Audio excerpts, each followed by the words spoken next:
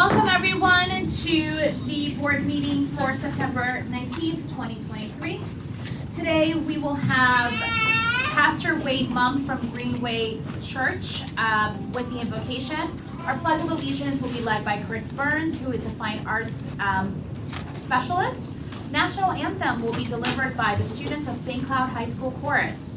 Our mission statement will be read by Dr. Melanie Cleveland, principal at Bella Vista Academy. And our interpretation services will be led by Valerie Martinez, Executive Director of Multicultural Services. Now, if you would like to and you are able, please stand for the invocation.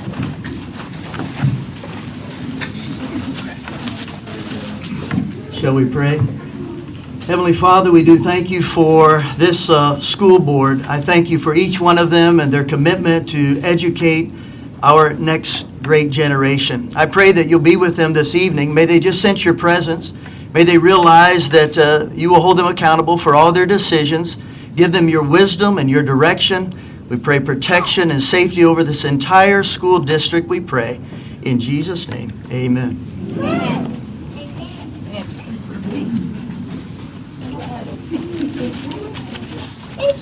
I pledge allegiance to the flag of the United States of America and to the republic for which it stands, one nation, under God, indivisible, with liberty and justice for all.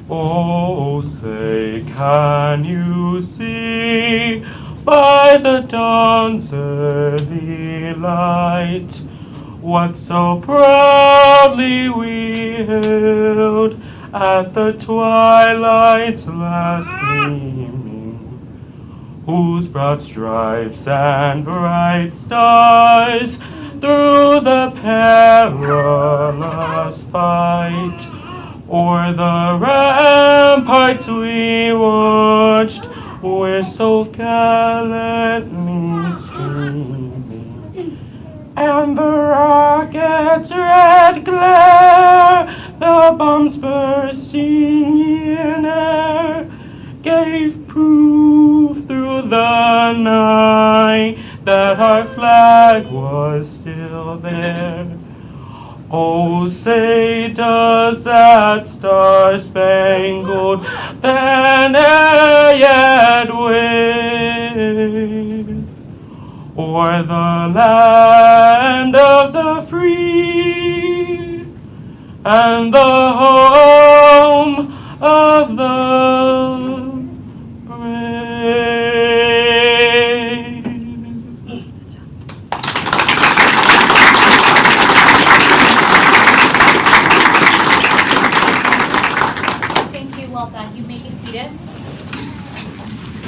Our mission is to inspire all learners to reach their highest potential as responsible, productive citizens.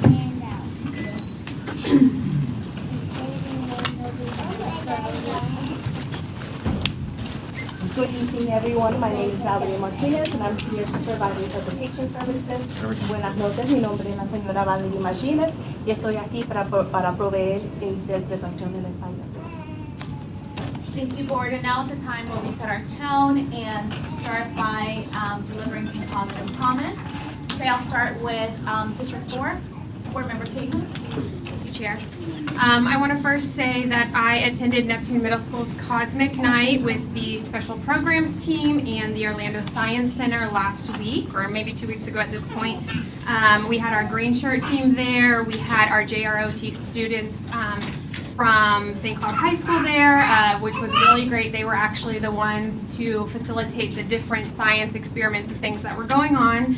And Neptune Middle School got to go first because of their parent involvement from last year. They came in first with a number of parents and families out in attendance, and Dr. Rademacher said he is running for the same accolade this year, and I could see that it might happen. So to all my other board members and their middle schools within their district, I don't know, Neptune might have you beat because they had a great turnout of parents that night, and it was a lot of fun to do with the kids.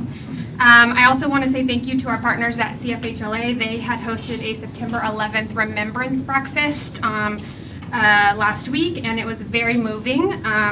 During that breakfast, they also awarded our very own Kissimmee Police Department Lieutenant James Napier, so it was really good to see that presentation. He received the Lifetime Achievement Award, so if you know him or see him out in the community, congratulate him on that.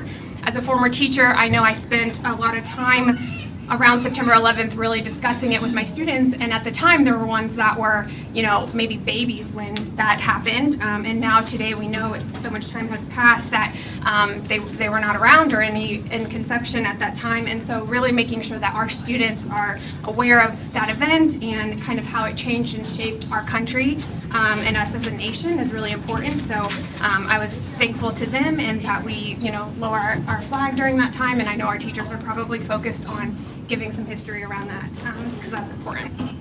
I also want to give a shout out to PATHS because I saw that they were named the 2023 National Blue Ribbon School, one of only 353 in the nation and 13 in the state.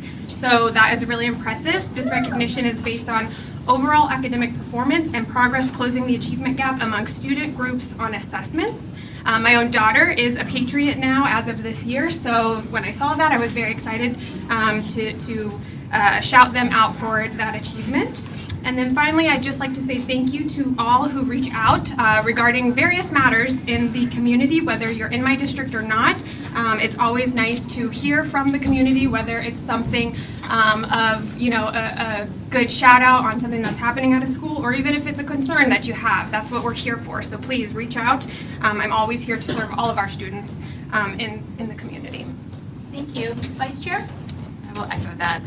Ms. Cahill, thank you. Yes, serving all students. But I have just a couple things real quick. I have, over the past weekend, the St. Cloud Chamber of Commerce hosted their annual banquet. I want to give a big shout out to the president, Dirk Webb. Since the pandemic and we've come back open, the St. Cloud Chambers work tirelessly to help grow small businesses in our community. Many of them are parents that have students in our schools. Our St. Cloud community is thriving, and I just wanted to give a huge shout out to the St. Cloud Chamber members that are doing that hard work too. Also today, our school district broke ground on the new Transportation East facility. It is a 41,000 square foot facility and should be completed by the fall of 2024 and sits right next to the proposed location for the high school that hasn't been named yet, but it's on Nova Road. And some of the highlights of the project include 12 maintenance pads, training classrooms, and energy efficient buildings. So we're thrilled to have some support on the east side of town as well. Looking forward to the west side to get that going as well too for all of our residents in Osceola County. And I lastly want to give a shout out to a couple of staff members who are in the leadership team. I reach out often for questions, and I just want to call out Sarah Graber, Dave Sharma, Mrs. Green, and Mr. Noble over the past 2 weeks. Really, I've had the one-on-one conversations and the time that it takes to understand. This is a huge budget we've got in our school district, lots of moving parts, schools, the growth, all of it, and sitting down one-on-one, having a conversation. I really appreciate your time because I know you have a lot to do. So that's all that I have. Thank you. Thank you so much. Board Member Arguello? Yeah, I'd like to take the opportunity to say thank you to all the civics teachers out there. My fellow civics teacher, it's Constitution Week, so I know that you guys are busy teaching our kids about the Constitution, the most important document in our country that kind of rules the land. And I also wanted to thank the ESE community and those teachers. That is the most challenging job in any school, in any district. And I know I've had so many members of the community, parents and teachers reach out to me over the last several weeks and talk to me about their concerns. Hopefully we will be getting that committee together so that we can meet again. Please continue calling me. I want to be able, it's obviously as a civics teacher, it's not something that I'm familiar with. It's been a learning process to understand how much help you guys need and how desperate that help is. Can't be understated. So just thank you for that tireless work. And lastly, I also wanted to thank Sarah and Dave. Wow, what a long way we've come. I'm not afraid to say this has been what a turnaround. And it's just a matter of transparency. Dr. Shanoff, I don't want to say your name too many times during these appreciation moments, but I do appreciate how transparent you have been and this new pace. I enjoy it much more. I think it becomes evident that it makes everybody a little bit easier. It makes these every other Tuesdays a little bit easier, certainly. So thank you to both of you. An excellent job. It's not like my questions, and I think it's important to say, my questions have not gotten easier. My scrutiny has not become less. It's literally an act of the leadership of the people I've just mentioned who have been more forthcoming with information under a different direction, and also including Mr. Noble, too. I'm going to take the opportunity to include you. It's a world of difference. It's a world of change, and I just want to let you know how much I appreciate it. I know how much more work it is to be involved with someone like me, and I just appreciate the extra care. So thank you. Thank you, Board Member Melendez. Thank you, Madam Chair. I want to thank Dr. Allen, Dr. McMahon. They conduct a school safety and security meeting, and it's with the utmost professionalism. We have, again, for folks that don't know about it, we have an elementary school principal, middle school, high school principal, school safety staff. They really get together and talk about the minutia of how to keep our kids safe. And we just started a new dashboard that they're going to be looking at and how to keep data of what's going on and how do we address it. Because at the end of the day, if you're not measuring it, then you can't really get ahead of the curve. So I really appreciate you guys, the extra effort it takes to do that. And so that's just something that, safety and security is something that's really non-negotiable. I think that, in order for kids to have a great education, they have to have it in a safe environment. So the fact that we have a dedicated committee to constantly making sure that we're on top of it, it really makes me feel very comfortable. And we have Dr. Allen leading that effort and doing a great job. As well, we talked about ESC. I had a parent invite me to an IEP meeting, and that was the first time I was able to see that. And wow, that is really eye-opening because I've heard of the initial meeting, but there was an actual annual refresher to make sure that the student was meeting the goals. And I thought that was very important. And so I want to congratulate the staff at Celebration, I think it was Celebration High School, where they got together, and it wasn't 5 minutes to get in and out. I mean, they had the math teacher come in there and spoke for about 45 minutes. This is how we get this corrected. Then the ELA teacher came in and spoke about how to get things corrected. And so to me, to see the school district really championing the parent engagement was critical. And I just can't tell you that that meeting would not be the same if the parent was not involved. So I encourage everyone to treat your student as if they had an IEP. The IEP doesn't have to be because you have disabilities. It's an individual education plan. So imagine if every teacher, every parent was engaged with their school and say, okay, what can I do? Because it was about not just about what the school district can do. The parent was asking, what can I do to help support you as well? So it was really the song and dance of going back and forth and making sure that they were successful. The other two items I want to note, because I visited a few different schools, and I can't name all of them, I'll be here forever, but I really appreciate the use of devices in the classroom. Because my fear was when we gave everybody a laptop, that it would get really easy just to give a laptop to a kid and just let the laptop do the teaching. No. I went into an algebra class, they didn't even have the device. The device was set up to the side, and they had these little whiteboards, and it was still writing. So the fact that we're using the laptop to enhance the classroom, not substitute the teacher, so to me, that was just amazing. Because I know that's really easy. Again, especially at home, you don't have time to go over everything. You got to cook dinner, prepare homework. It's easy to let the application and the computer do all the work for you or watch a video. I like the fact that our teachers are still teaching, and they're using the device to enhance the classroom and not substitute that instruction. And so with that, I'll be humble to say that there were some students that came and said, could we have, cell phones for lunch and this and that, and I kind of caved in a little bit. But I tell you what, unanimously, it was the best decision. It was the best decision to not allow these cell phones in school. Holy moly. I mean, I went to a school today, actually, and I went to the cafeteria during lunchtime because I wanted to, because it's easy to stand back here behind a dais and make rules. The kids were looking at each other. They were talking to each other. They knew each other's names. I'm like, oh, Dr. Shanoff, I will publicly apologize to you for my vote. I don't regret it because I did it at the time, but and I knew but I tell you what, the cell phone policy may have a couple kids angry, but my Lord, kids are paying attention, they're talking to each other. that is the single greatest act that you can do for the long-term success of the school district. And I just want to publicly acknowledge you, Dr. Chernoff. I appreciate your leadership. I appreciate the board for staying strong, because I didn't, and I'll admit it. And sometimes, being a leader is not just about always being right, but also admitting when you aren't correct at the time. So that is one that I say the cell phone policy has been really a blessing in disguise. Thank you, Superintendent. Thanks, Chair. First thing I just want to thank the board members for acknowledging the support leadership that sits around the dais, and then even those that work in leadership but don't necessarily kind of sit this publicly. I don't know that the public understands that the folks that sit up here in support roles are working 24 hours a day, 7 days a week.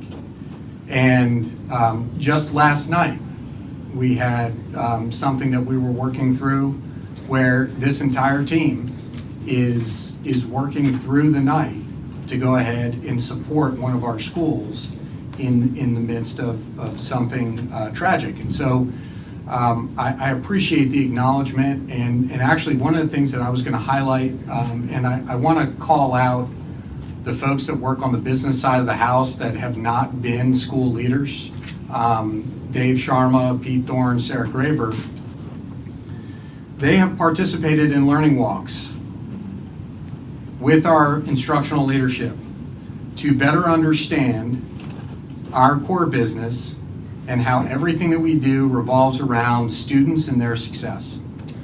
It's through those experiences that allows them to gain perspective on decisions that need to be made in situations that otherwise would be kind of student agnostic.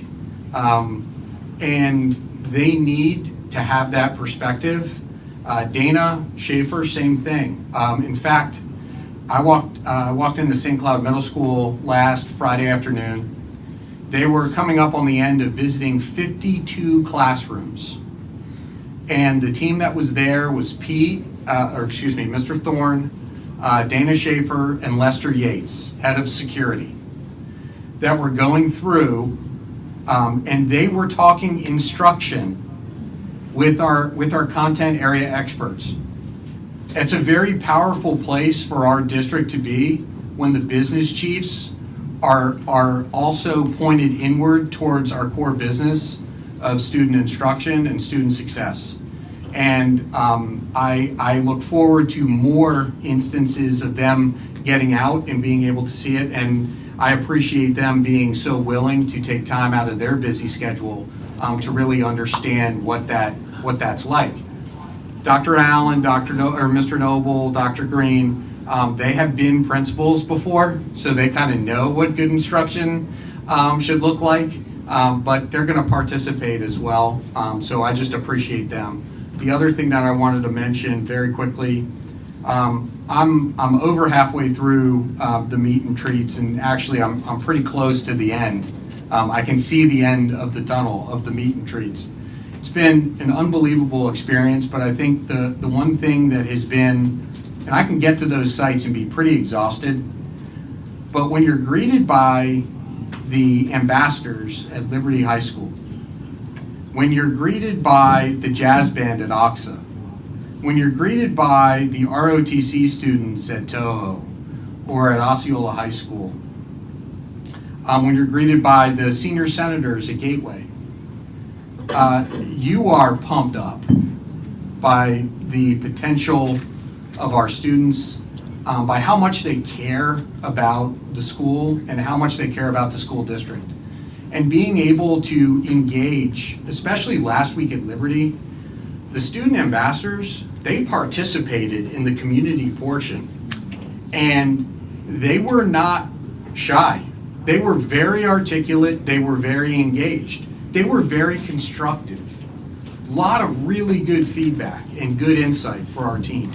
So I'm looking forward to sharing all of this feedback that we've collected with the board and with the public, because this is really this is collectively all of our stakeholders speaking up and talking about what's going well, what things we can improve on and how the district can communicate better with us. And I'm looking forward to finishing up these meet and treats and delivering a report back very soon. So thank you, Madam Chair.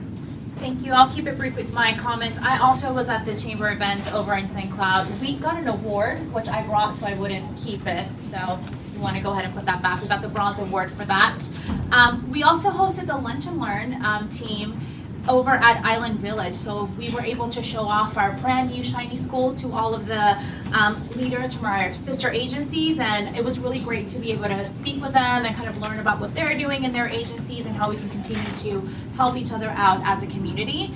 And I also want to give a shout out to the boys soccer team in honor of the great big game that we have coming up this Sunday. Westside Warriors.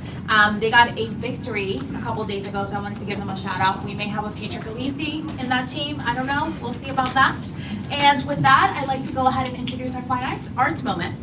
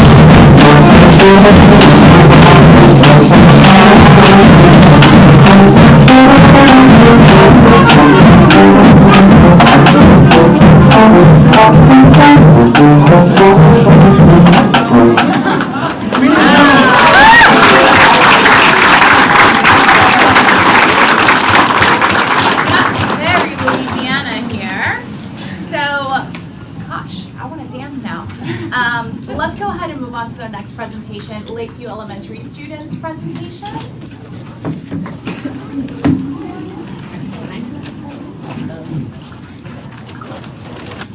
Hello, how are you? They don't talk back, do they? Okay. Oh, that was sad. That's not like a school. Okay. I would like to introduce you to the Lakeview Elementary School Community Club. We have 35 members, but only selected a few to present to you tonight. I want to thank you in advance for giving this presentation time to help our youngest learners experience real-life situations. We are learning about government, rules, laws, the Constitution, rights, and responsibilities of good citizens. We learned about each board member, district, and a little bit about you and your personal background. We discussed what you do and how you balance your time. It is important that students learn now the voice they have, the respect they can obtain to speak in public, and the courage to lead. The students wrote thank you cards for your service, dedication, and wanted to show you gratitude. They know they will get butterfly feelings. I'm feeling butterfly feelings too. When they speak, but we wanted to feel what it was like to be bold and confident in real life speaking situations. So here we go. They're going to read the card to you. You're going to approach the person, and you're going to look them in their eyes and shake their hand like we promised, like we practiced, okay? All right. Maybe. Okay. Step over here. Okay. Hold it. Really loud, yeah. Okay. Yep, he's going to stand up so you know who he is. Dear Mr. Melendez, wow, I see you make rules, businesses, and hire and get materials. Thank you for leaving your family for all these things. Thank you for getting students to where they are. Remember, in this hand, you're going to shake this hand. Oh, walk. Oh, wait, forgot to shake. There you go. Okay.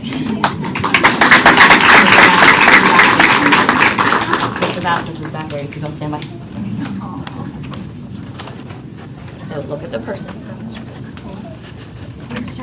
Yep, she's gonna stand. It's amazing that you were a teacher at a school and now you help lots of schools. Thank you for all the supplies. We always need them.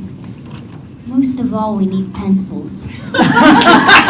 We really like pencils. Thanks. I remember how much students use pencils in my class.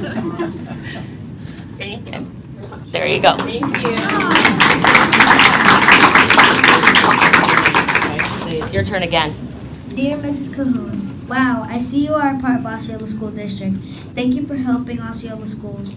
Oh, sorry, go ahead. Warmly, you are so nice and helpful. Okay, go on.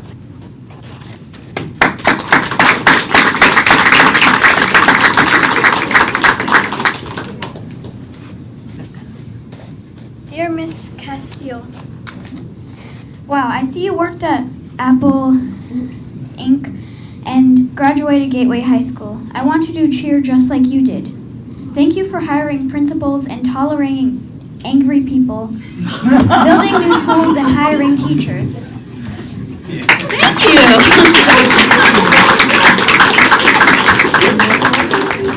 We don't censor here.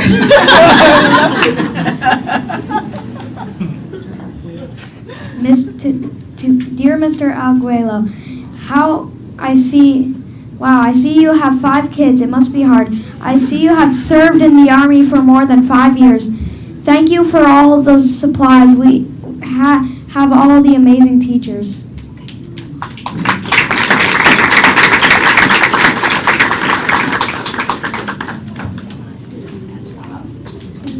Castillo, wow, I see you graduated Gateway High School. That's really cool, and I really like to cheer and dance too, just like your daughter. Thank you for coming to work every day and putting up with angry people every day. There you go.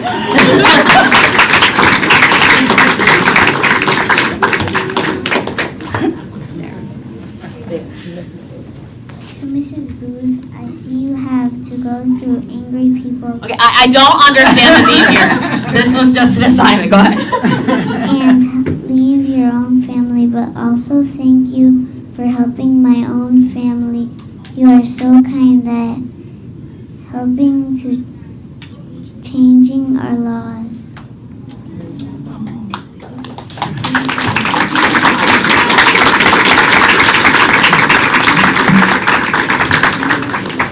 Once again, thank you so much for giving them the opportunities to be bold, and I really appreciate it. Thank you so much. Thank you.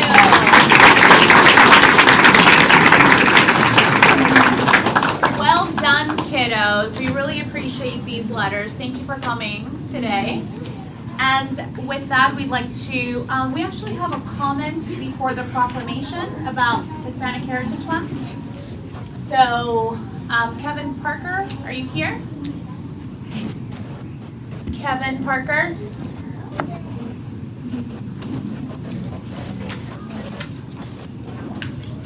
Okay, we're gonna move on to the presentation and we'll get to him later.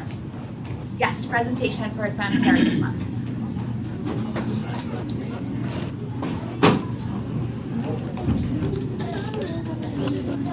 Good evening, everyone. Tonight, we are going to be celebrating and welcoming students from Boggy Creek Elementary for our proclamation to begin our celebrations in Osceola County for Hispanic Heritage Month.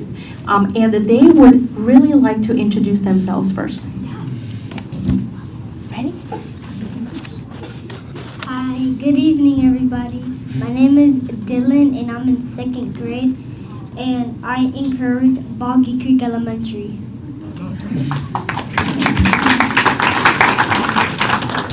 Hi, I'm in 4th grade. I'm Belen. I attend Boggy Creek Elementary.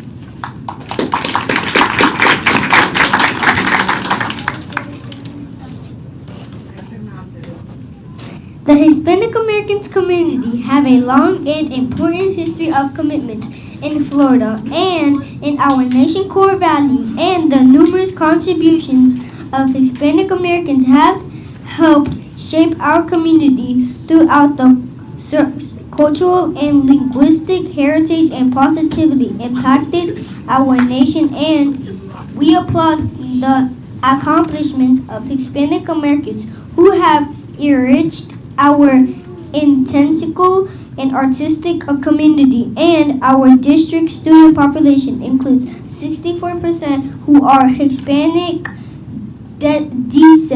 descent, and celebrating National Hispanic Heritage Month from September 15th to October 15th allows us to evaluate and appreciate our students, parents, teachers, staff, and community. And therefore, the School Board of Osceola County, Florida, does hereby proclaim September 15th through October 15th, 2023 as National Hispanic Heritage Month, and encourages all citizens to recognize the important role of Hispanic in creating and building this great nation.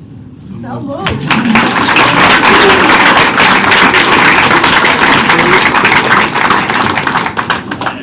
Considerando que la comunidad hispanoamericana tiene una larga e importante historia de compromiso en Florida y con los valores fundamentales de nuestra nación, y considerando que las numerosas contribuciones de hispanoamericanos han ayudado a moldear nuestra comunidad a través de su herencia cultural y lingüística y han tenido un impacto positivo en nuestra nación, y considerando que aplaudimos los logros de los hispanoamericanos que han enriquecido nuestra comunidad intelectual y artística, y considerando que el 64% de la población estudiantil de nuestro distrito con descendientes hispanoamericanos, y considerando que celebrar el mes nacional de la herencia hispana del 15 de septiembre al 15 de octubre de 2023 nos permite valorar y apreciar nuestros estudiantes, padres, maestros, personal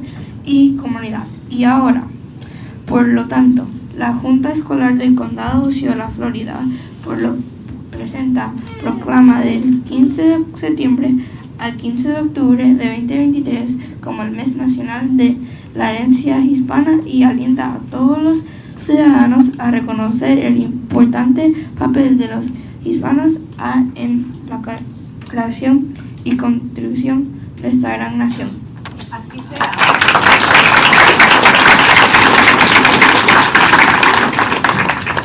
Thank you so much, everybody. We do have a motion and a second to declare Hispanic Month in English and in Spanish. Board, all those in favor? Aye. Congratulations. Oh, he is not. Oh, he's coming. Not sure if y'all know, Dylan is applying to be the next superintendent. He already interviewed with me earlier today.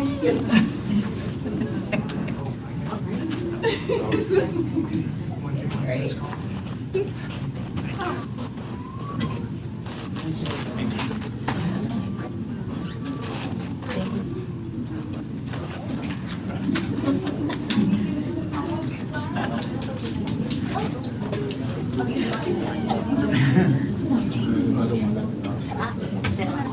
Come on, Deborah.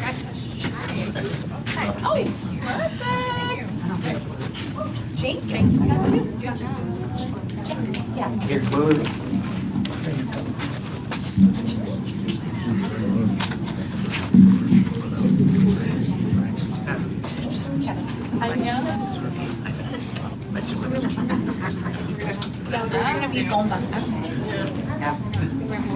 Thank you, Dylan. I need to know who Dylan's mom and dad are.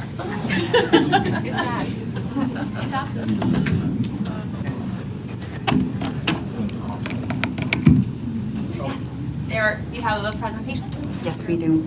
I would actually like to welcome Ms. Yara Tavares de la Fuentes, principal of Baggy Creek Elementary, so that she can introduce her amazing students.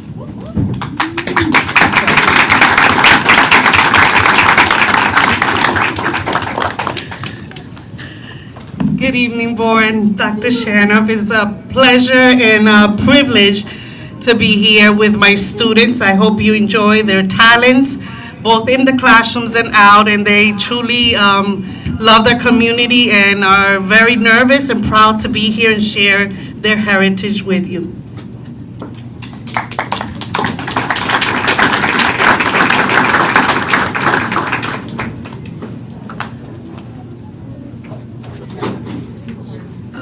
Let's celebrate who we are. Let the festivities begin. Vamos a bailar. Like Frida Kahlo and Diego Rivera, we paint a picture the world stops and stares. Like Carlos Santana, feel the music inside. J-Lo and Shakira make your body come alive.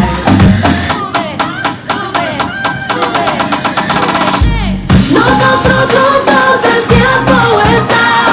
Colombia, España, Caribe, everybody in the house. Nosotros juntos it's time to celebrate. Chile, Argentina, México and Uruguay celebrate. Wherever you come from, wherever you are, en todo el mundo shine bright like a star. And dance, dance, dance to the rhythm in tu corazón. Dance, dance, dance to the rhythm, join the celebración. Celebrate, we celebrate.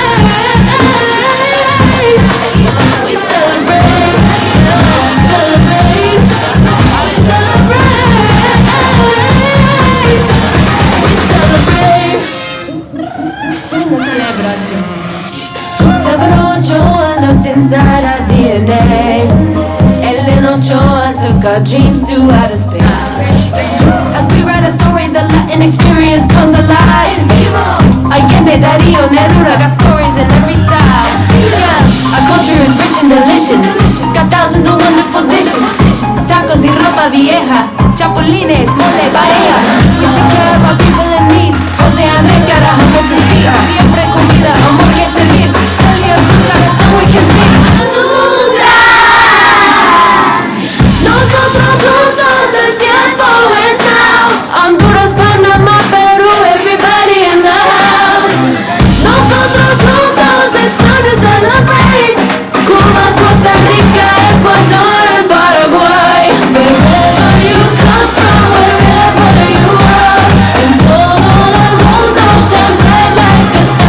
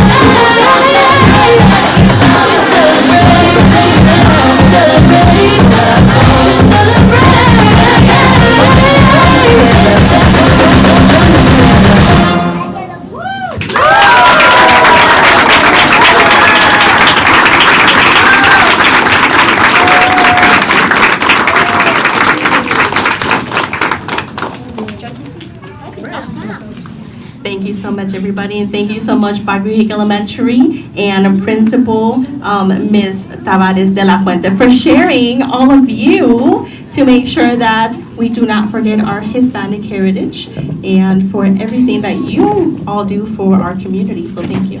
Thank you. Well done.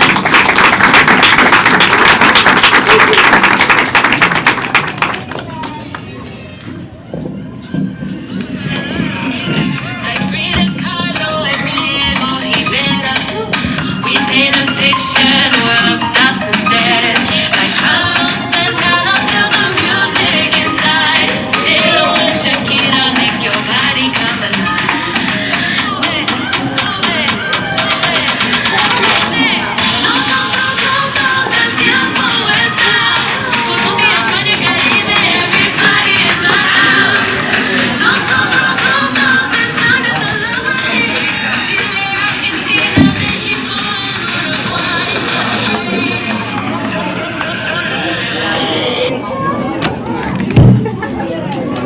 Well done. And as we are, I guess some of the parents are also leaving.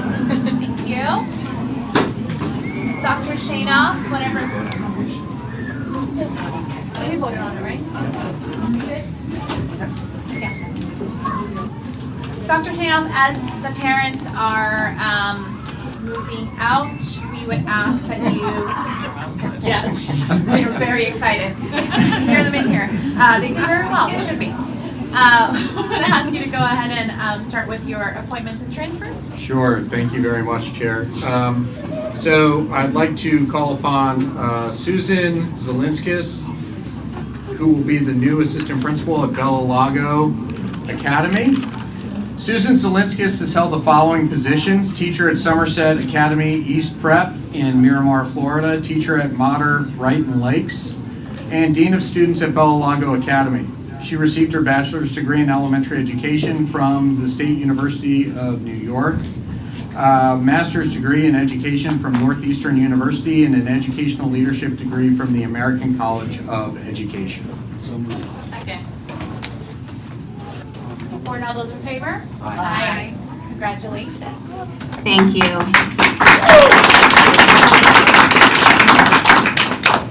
Madam Chair, members of the board, and Dr. Shanoff, thank you for this opportunity. Mrs. Henninger, Dr. Cleveland, Dr. Allen, and Mrs. Ray have been part of my educational journey and know how excited I am for this next step. Thank you for believing in me. Dr. Clayton, Dr. Reyes, and Dr. Evans, thank you for your support as well. There are many people throughout my life that have recognized my potential and pushed me to grow and become a better educator and leader. And for that, I am thankful and appreciative. My teachers at HFCS and high school principal, Mr. Johnson, the SUNY Cortland Education Department, particularly Miss Brady Hartnett, Dr. Stewart and my Somerset Eagles family, and my Broncos colleagues. Then there's my biggest cheerleaders.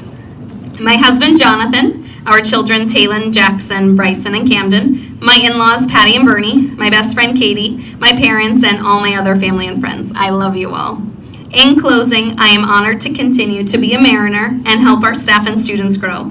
Dr. Cleveland and the Bella Lago community, I hope to make you proud. Thank you all.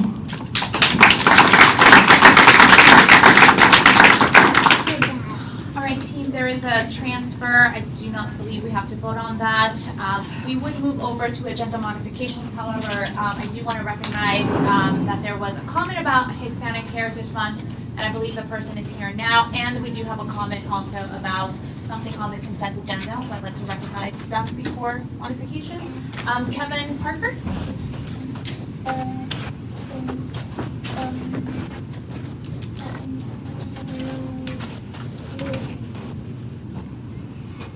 Good evening, everyone. Thank you for allowing me the time to speak. I just want to say that we all know that it's been a really, really hectic year, and a lot of our communities have been under attack. So I'd like to thank you all for taking the time to honor Hispanic heritage, and through that, acknowledging those accomplishments to our community and what they give back to us. So thank you. Thank you. I'd like to also recognize Eric Montgomery, I'm so sorry. You are You are speaking under an item that's under our consent agenda. 603, it was Yeah. leave of absences and. Yeah, so it before was. we, So I wasn't sure if this is the right place or not, but when the teachers that are there permanently leave, substitutes have to come in and take over. And it was mentioned earlier by the board that data is key. What kind of data are we collecting on substitutes and how effective they are? How many times do we need a substitute in the classroom and don't have it?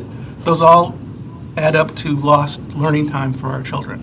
So in order to get ahead of that, ahead of the curve, I think somebody mentioned, we have to collect data. And are we collecting that data? Is there in a place where the citizens, the voters, the taxpayers can monitor your progress and be aware of what's going on?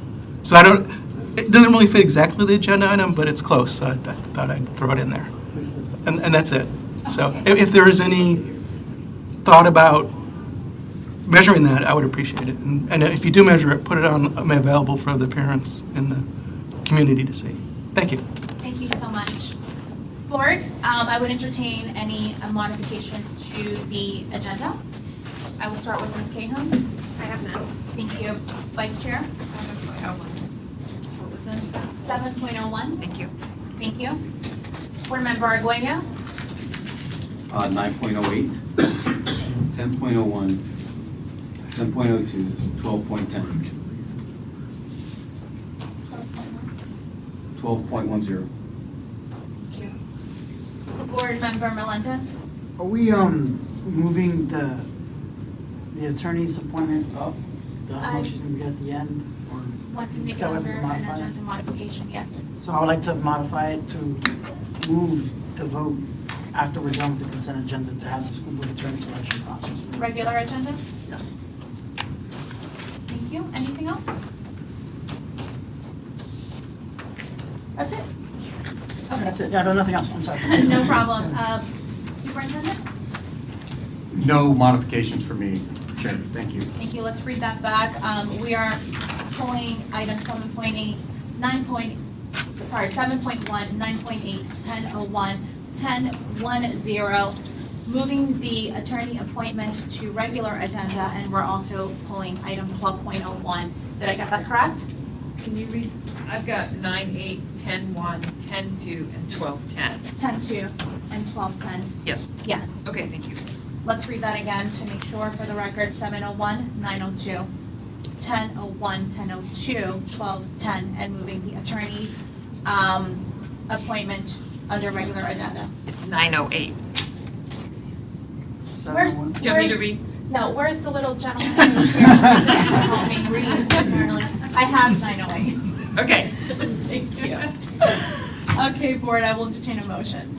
Motion to approve. Second. Motion by Board Member Cahoon, second by Board Member Melendez. Board, all those in favor to approve the agenda with modifications? Aye. Aye. Thank you. We'll start with 7.01, Vice Chair. I'm actually pulling this item just to comment on it. I was an ESC teacher for many years, and actually before I became a board member, used this Lexia learning with our students, and I'm thrilled to see that this edition is including some multicultural, multilingual, bilingual aspects to the program, which our students are desperately needing in the classroom as a tool to help us teachers, not just ESC, but to have that across the board. I'm thrilled to see this on the agenda tonight, and a motion to approve that. Second it. Thank you. Motion by Vice Chair Booth, second by Board Member Cahoon. Board, all those in favor? Aye. Aye. Motion passes. Thank you. We'll move on to item 9.08. Board Member Arguello. Yeah, so this is, when I say that my questions continue, my scrutiny is not less, this was one of those issues. And I just wanted to point out, so this was a transparency question. The bids on this project came very close to one another. That Mr. Sharma did absolutely answer my question and concerns, address those with credibility. I appreciate that very much. So good luck to this vendor who's providing work on this contract. And with that, I'll motion to approve. Second. Motion by Board Member Arguello, second by Board Member Melendez. Board, all those in favor? Aye. Aye. Motion passes. Thank you. We'll move on to regular agenda, so we will entertain a motion to approve the appointment of Sarah. I'll go ahead and make the motion. Motion to select Sarah Corin as our next general counsel with a direction for the chair and current general counsel to come to the next meeting with an agreement from her employer. And I'll entertain a second. Second. Motion by myself, second by board member Cahill, with a comment by board member Arguello. Arguello, you're recognized. So, my vote would not have been different in probably, right? I think that both attorneys that came were excellent attorneys. Both of them had their strengths. I think that we're picking the right attorney. It's not a question of the person who is being selected. It's really a question of the process. I don't think that an entity $2.1 billion large should hire people at this level, with this level of importance and intricacy, without a wider net. And so in my opinion, we did not advertise enough. We did not have it out for long enough. It was not as good of a search. So although I'm very happy with the attorney that is being picked, I do believe that we owe it to the community to do a better job of casting that net wider and farther, so that we can make sure and we can say with confidence that we are absolutely getting the best talent that we can under the circumstances. So with that, I'll motion to approve, unless it was already motion. There was already a motion and a second. That's all. Board, all those in favor? Aye. Opposed, like sign. Thank you, motion passes 5-0. Next on the regular, congratulations. Sarah, would you like to come and say a couple words? We're gonna wait until the contract is Oh, complete. okay. That's okay. All right. Being a lawyer and all. Okay.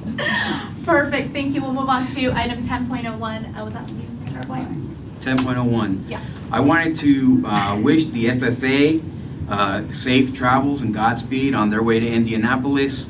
This is a great club, a great organization. I know that they're going to make us proud, and with that, I'll motion to approve. Second. Second. Oh, no. Motion by Mr. Arguello, second by board member Cahoon. Board, all those in favor? Aye. Opposed, like sign. Thank you, motion passes. You also pulled 10.02. Yes, so this is an out-of-state travel. There was a portion or one of these travel items that did not seem appropriate. I go through the list and I look at the entities that are being involved and where we're participating. One of these seemed to be in contradiction to state statute. Did address it today, and the superintendent absolutely addressed my concerns, again, with credibility and thoroughness, and which I appreciate very much. I still hate the idea that we're going to support an entity which is in such a contradiction or in such a contrary position to what our state statute is and what our duty is according to the Constitution of the state of Florida. So I will not be voting for this, but thank you, Superintendent, for answering my concerns regarding this issue. Thank you. I have a motion to approve item 10.02. Second. And second by board member Cahoon. Board, all those in favor? Aye. Opposed, like sign. Aye. Thank you. Motion passes 3-2. Move on to regular item 11.01. Oh, motion approved. Second. Motion by board member Melendez, second by board member Cahoon. Board, all those in favor? Aye. Aye. Opposed, like sign. Thank you.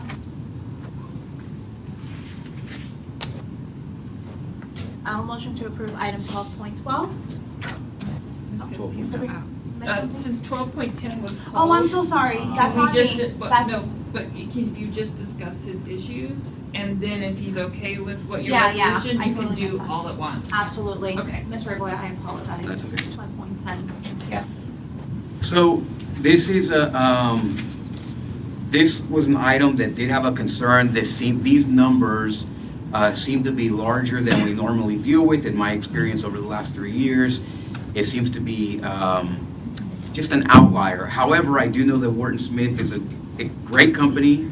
I've worked with them. I have a lot of affinity for this company itself. I know they love what they do. Mr. Sharma did address this issue with me this morning, and so I no longer have any concerns on that issue. But I did wanted to say that again. credit where credit is due.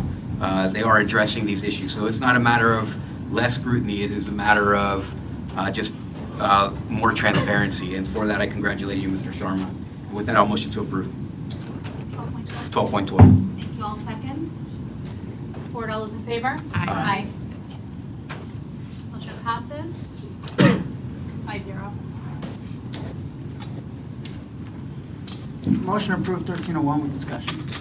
I have a motion to approve 13.01 by Mr. Melendez with discussion, second by Board Vice Chair Booth. Melendez, you're recognized for your comment. Thank you, Madam Chair. Can we schedule an executive session for that? Just kind of, because obviously it's a confidential document. So we want to kind of go over some of the findings and things like that. I don't think it's appropriate to the regular board meeting. Absolutely.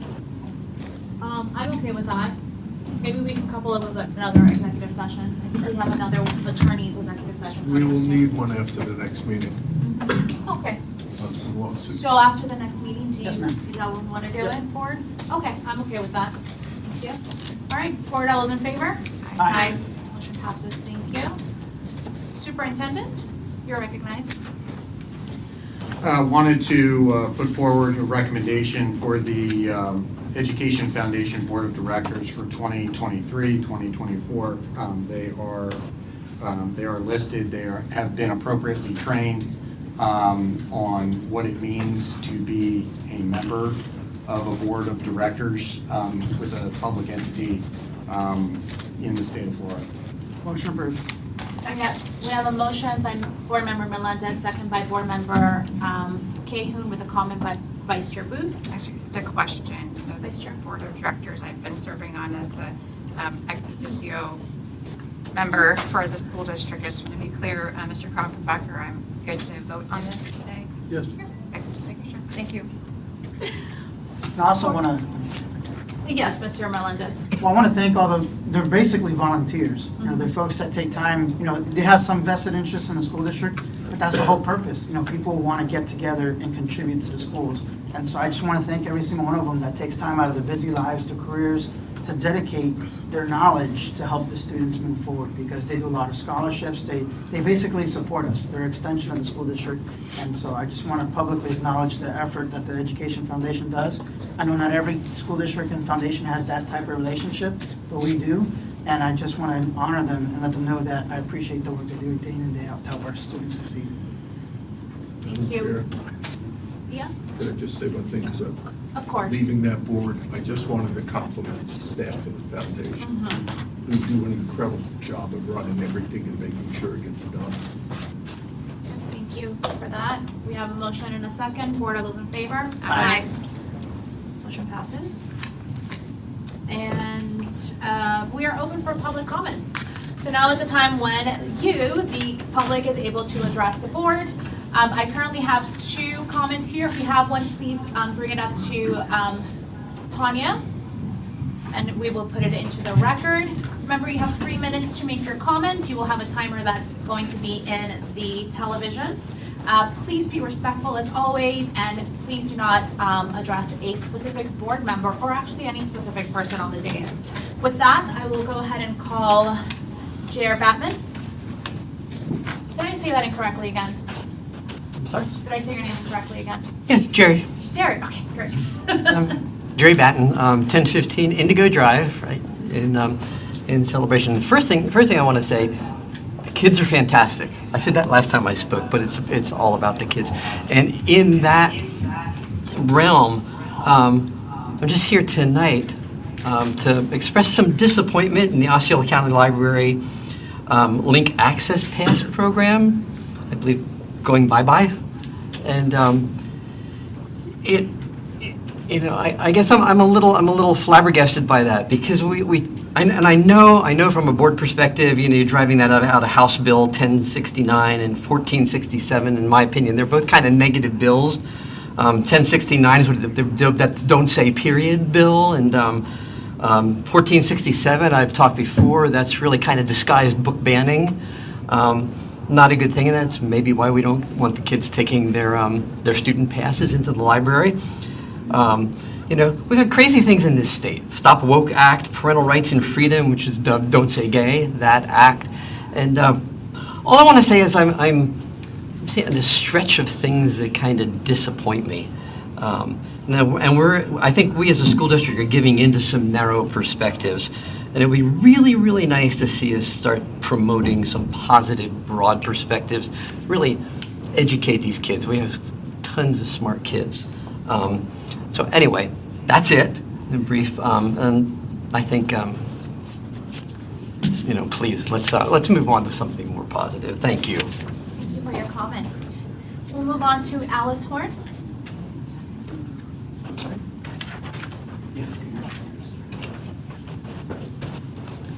Good evening, board members. Thank you for having us tonight. My name is Alice Horn. I'm also a resident of Celebration, Florida, 1350 Celebration Avenue, and I'm here tonight as a concerned grandmother in our county. I have two little granddaughters. One is 2 months, one is 2 years. They are Nicaraguan, Italian, and American little girls, and frankly, I'm deeply disappointed that they will not have the same access to information, to books that my own children had when they went to Florida schools many years ago. And it's shocking to me. And, I want to kind of float a radical concept to you, right? When my kids were little, we checked their backpacks. That's how we found out what our kids were reading, what homework assignments they were being assigned, what the other kids might be, sharing with our kids that we didn't necessarily want to share. We didn't rely on the government to monitor what was in our kids' backpacks, right? And it was a collaboration between parents, educators, librarians, and that's how I believe that we can raise the best, the strongest, the most independent thinking Americans in Florida and in the rest of the country. And so first of all, I congratulate you on holding the line at 5 books that are being reviewed. But please, trust us, right? Trust parents, trust educators. We can do a good job figuring out what our kids should be reading, okay? And again, I thank you so much for doing the work that you do. Mostly I thank our educators, I thank our librarians, I thank the kids who were here tonight. They actually made me a little bit teary-eyed. But it's an interesting time in this country, and I really, really hope that we can go back to just caring about the educational future of our children. Thank you. Thank you. Next, we have Brian Bennett.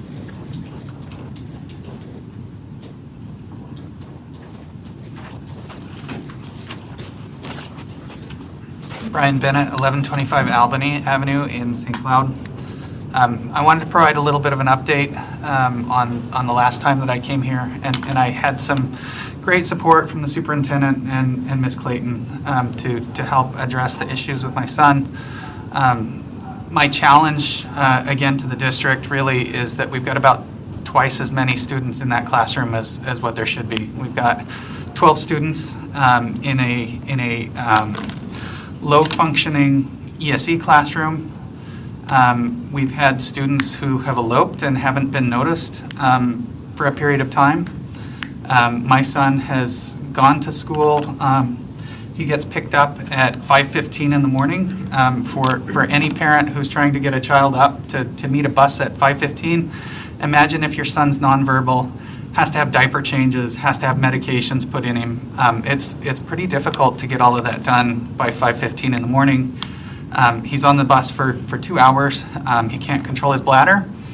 And he has sat in urine-soaked pants all day because either the teacher or the aide has not noticed that he has wet through his pants, and he's been sent home in the same clothes that he went to school in.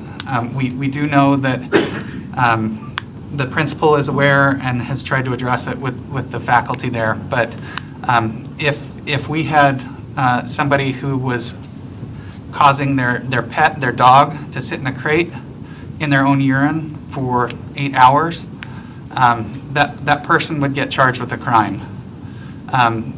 I'm not suggesting that we necessarily do that, but we do need to make some reform and some changes, and that really needs to come through having a smaller classroom, giving more individualized attention to these kids because they really need it.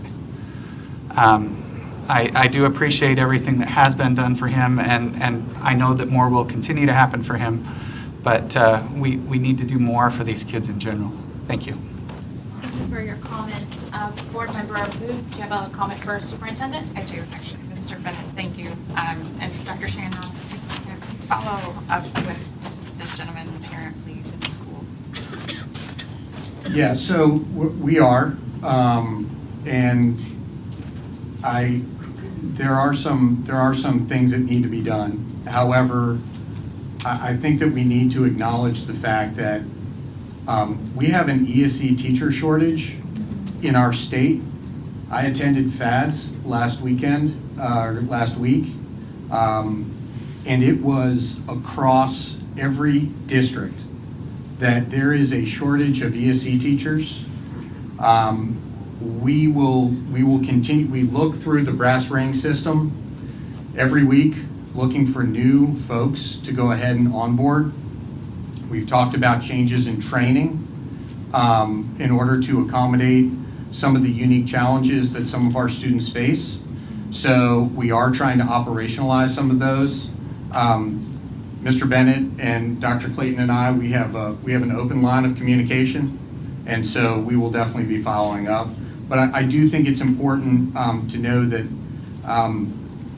this is probably something that I will come back to the board, and when you see out-of-state travel for recruitment, this is to specifically address the shortages that we're experiencing in instructional, especially in ESE.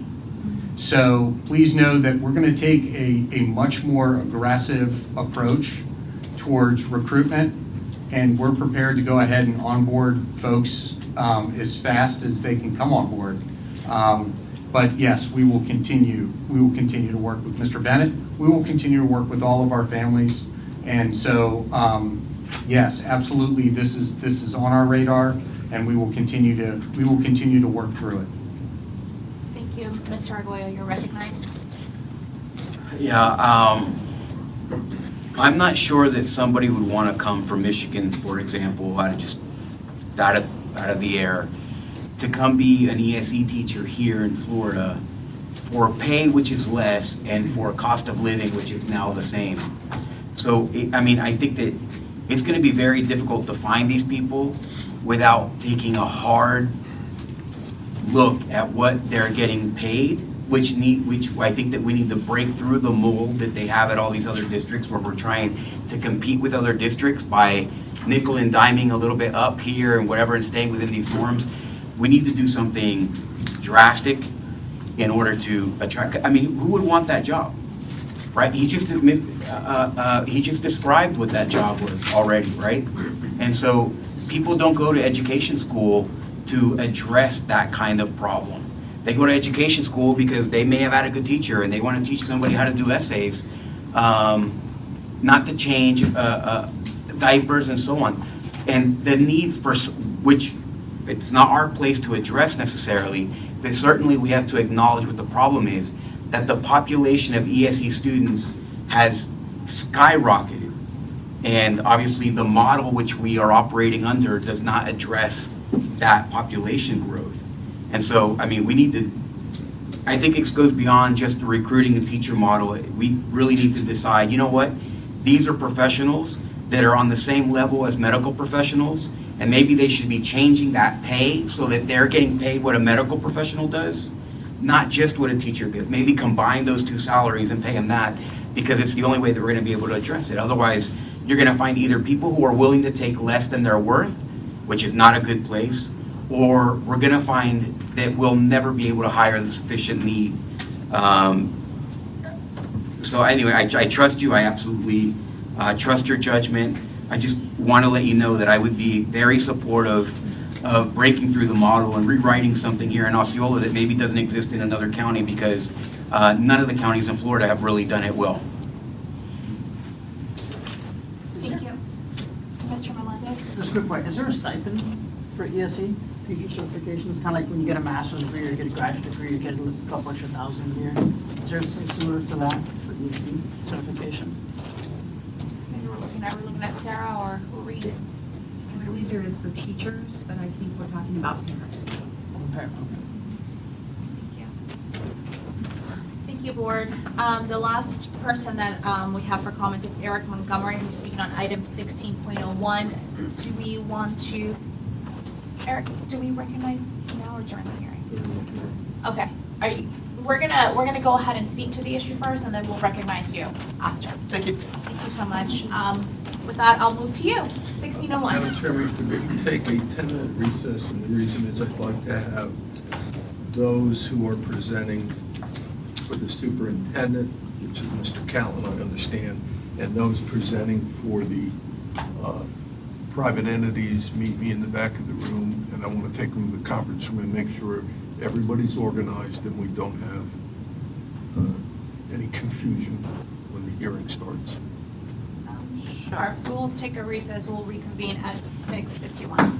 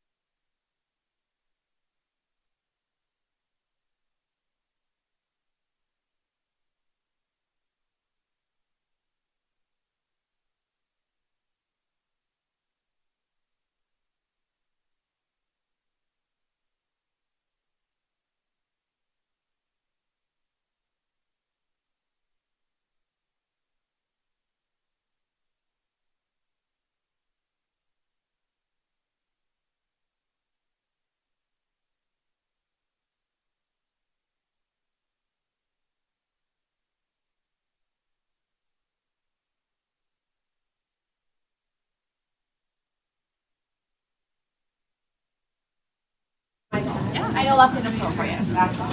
Like where? It is 6:51. That's true, you're gonna just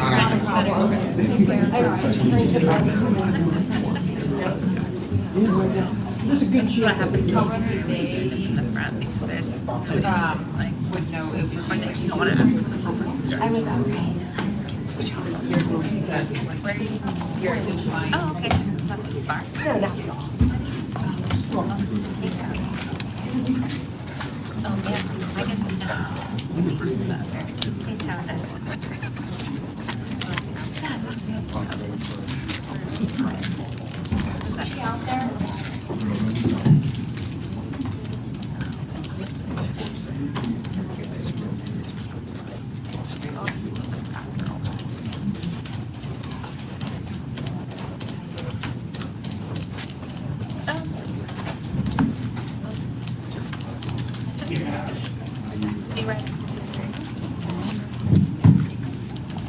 All right, Frank, you're recognized for 16.01. Yeah, members of the board, let me just, procedural, 16.02 is moot, it's not going to be, there's no hearing on that, Okay.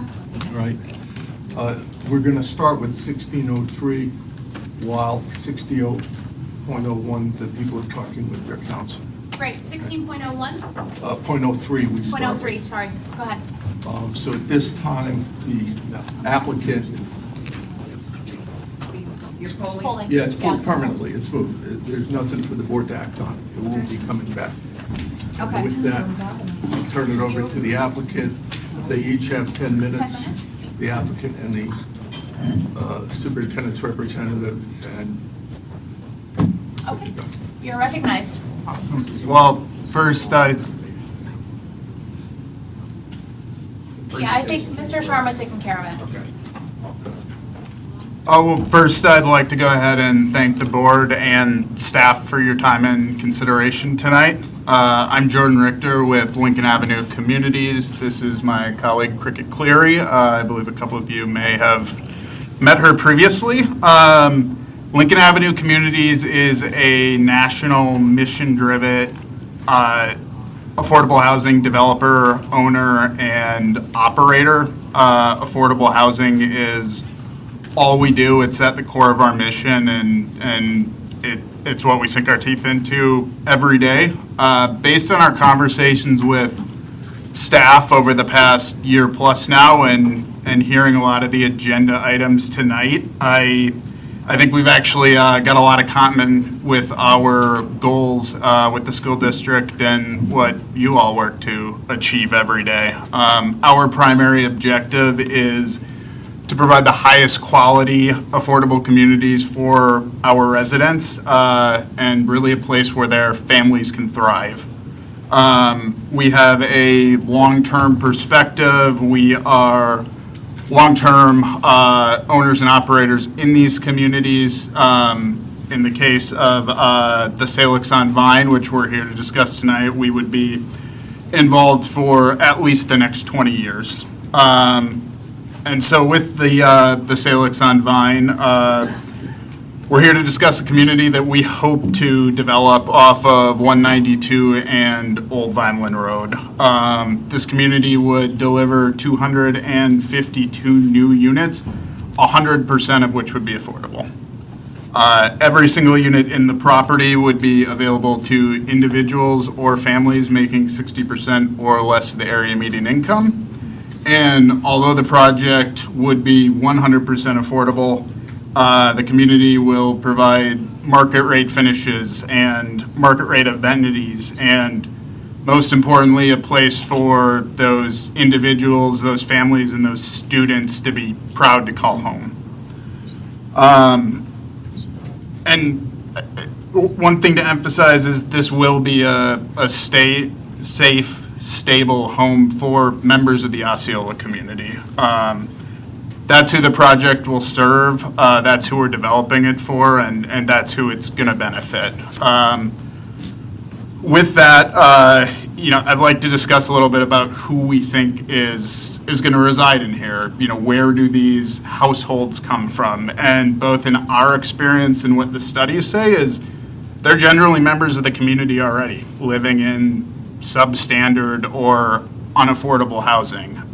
There was a paper commissioned by the Joint Taxation Committee in Congress that dug into this and found that over half of all residents that moved into an affordable community under the LIHTC program moved from within the same zip code. Over 80% of those families and those students came from within 10 miles. So these are members of the community already.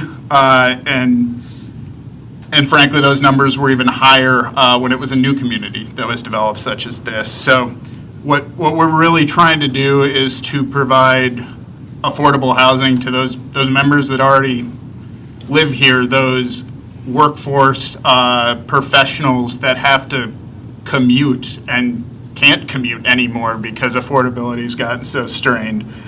Our Florida Housing Commission market study looked at what our proposed rents would be compared to a comparable market rate community that was recently put up. The market rate community would cost 65% more.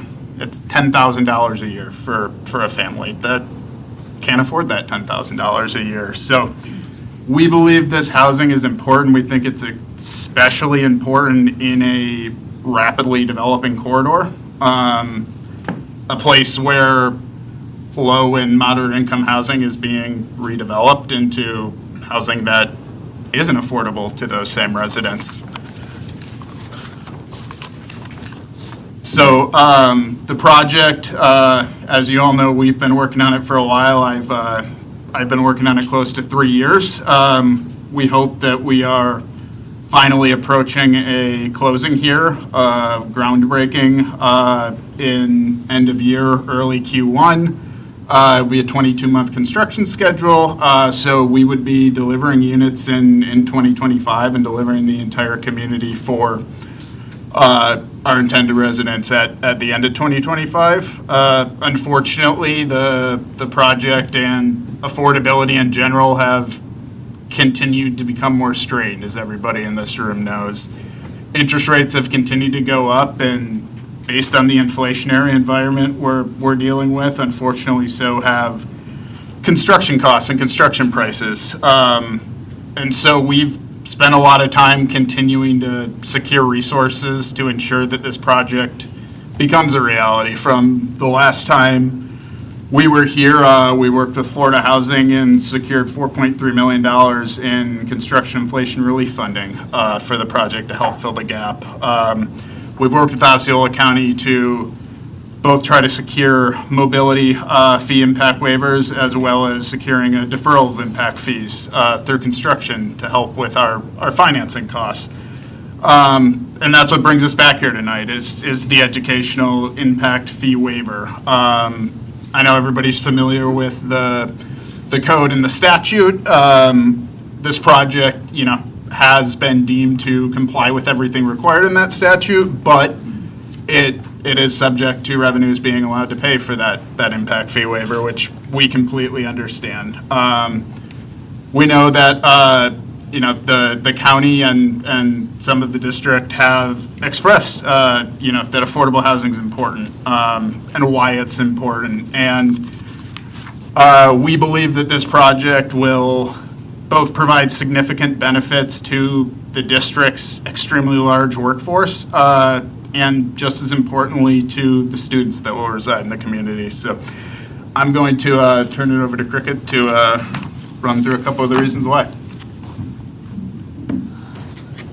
So just as a quick overview of the contextual history of this request, the project applied for the educational impact fee waiver in May of 2022.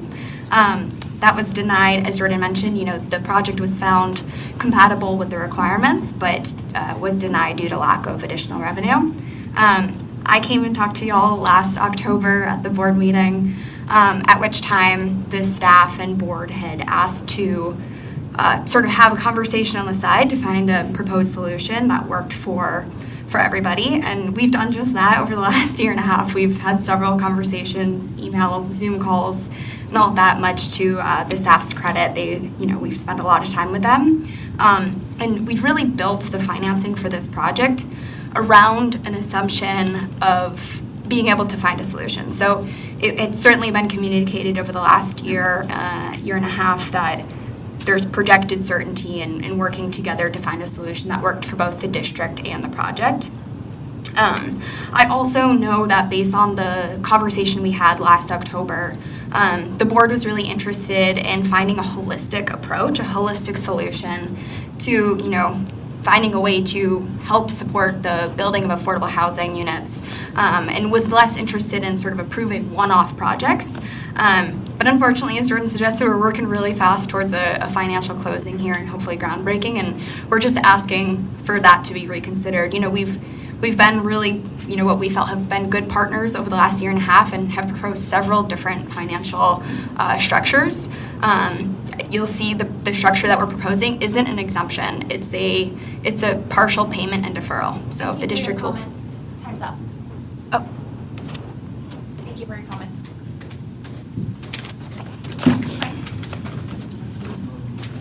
The next presenter would be Mr. Callan, on behalf of the superintendent. Madam Chair, I would say this. If we're not going to be posting the times up where somebody can see it, if we could alert them.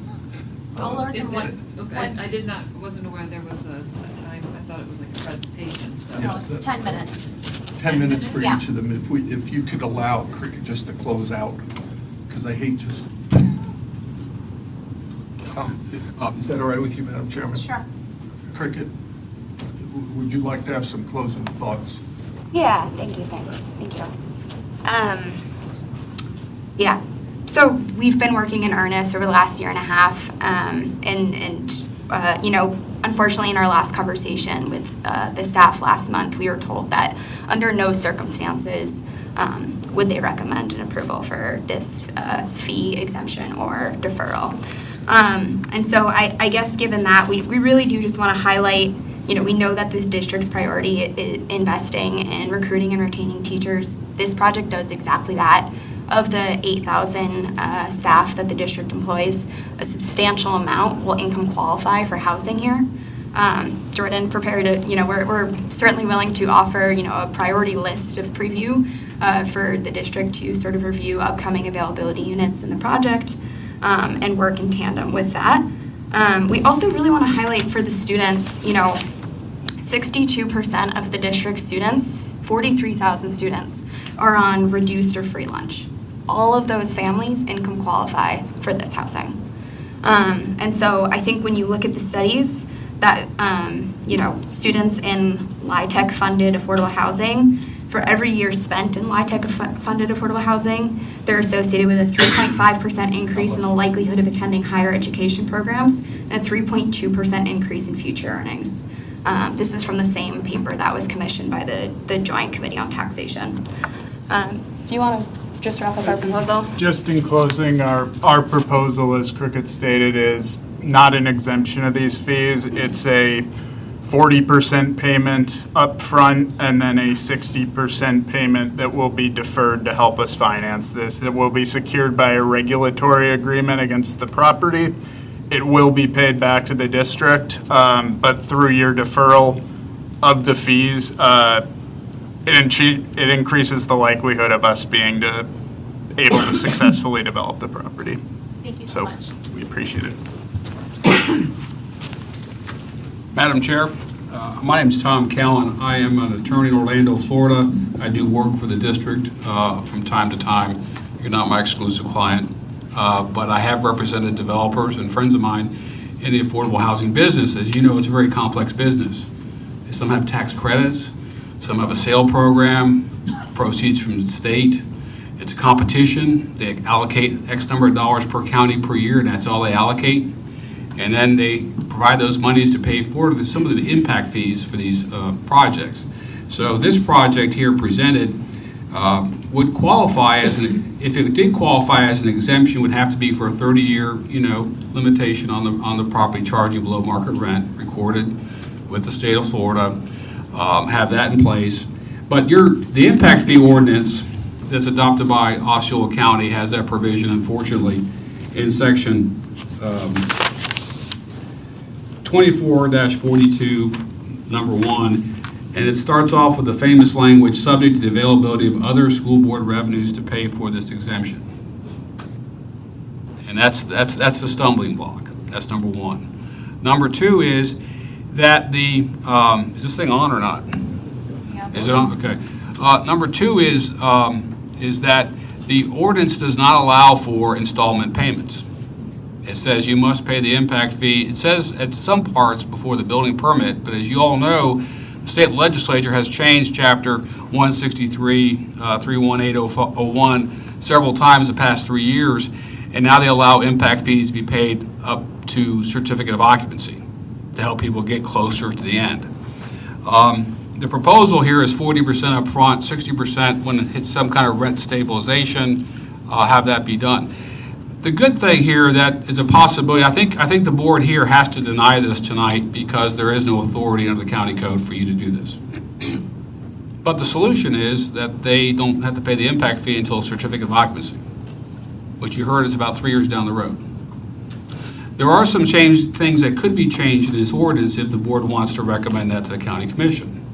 Like maybe have, X number of units per year for affordable housing exemption. Take out that language for X number of units per year to improve the lot of that. Think about that. It's ideas you can think about with the county. Others, if you have a deferral payment, it would require you to modify the code. I'm an old city attorney, county attorney, and you have to put some provisions in there that this is be kind of like, in essence, almost like a special assessment. It enhances the value of the property, and that the lien for the unpaid impact fees would rise in superiority to any mortgage. You have to put that type of language in the code to securitize and make sure you got paid back your impact fees and you weren't foreclosed out by a first or second mortgage. So those are some things that can be done with some creative mind with the county, but it takes the school board to do that. But currently, as you sit here tonight, it's a very compelling story, I get it. But the fact is that you don't have the authority of the county ordinance right now, unless there's other revenues for an exemption. There is no authority under the county ordinance to take partial payments or payment schedule. So, and if you did that today, what you have today, you would be at peril and at risk for never getting paid back because you need some change the ordinance in order to have the magical language to protect the county's interest. And again, because it's enhancing the value of the property by the impact fee agreement. So those are my comments. The good news is that I think there's some other changes that need to be made to this ordinance again. So maybe Rhonda and I have talked about it. And again, some other things, and maybe we get with the superintendent and present that to the county with this consideration. But as it is written today, there is no basis under the ordinance for partial payments, and there is no basis for an exemption unless there is a revenue that replaces that. Thank you. Thank you. Mr. Koppenbacher? At this time, the board would ask any questions they have, discuss the item, or is there a recommended motion from the superintendent, Mr. Callen? You'd either approve it or... Staff would recommend that the board deny the appeal and deny the request for partial payments as presented in the agenda package. If the board wants to give us further direction into looking at other alternatives to amending the code, we'd be receptive to that. But for purposes of this today, we recommend that the board deny the request by the applicant for the partial payments. Thank you. Mr. Regolia, you're recognized. Yeah, thank you to both parties. Several things. One, I do believe we have the authority to do this. We only need to associate a portion of our $2.1 billion budget as revenue for this. So where the law does not specifically spell out where you cannot do something, then you could in many cases. Or unless it specifically says that you can only, then those are all fence posts. Those are not oceans to traverse.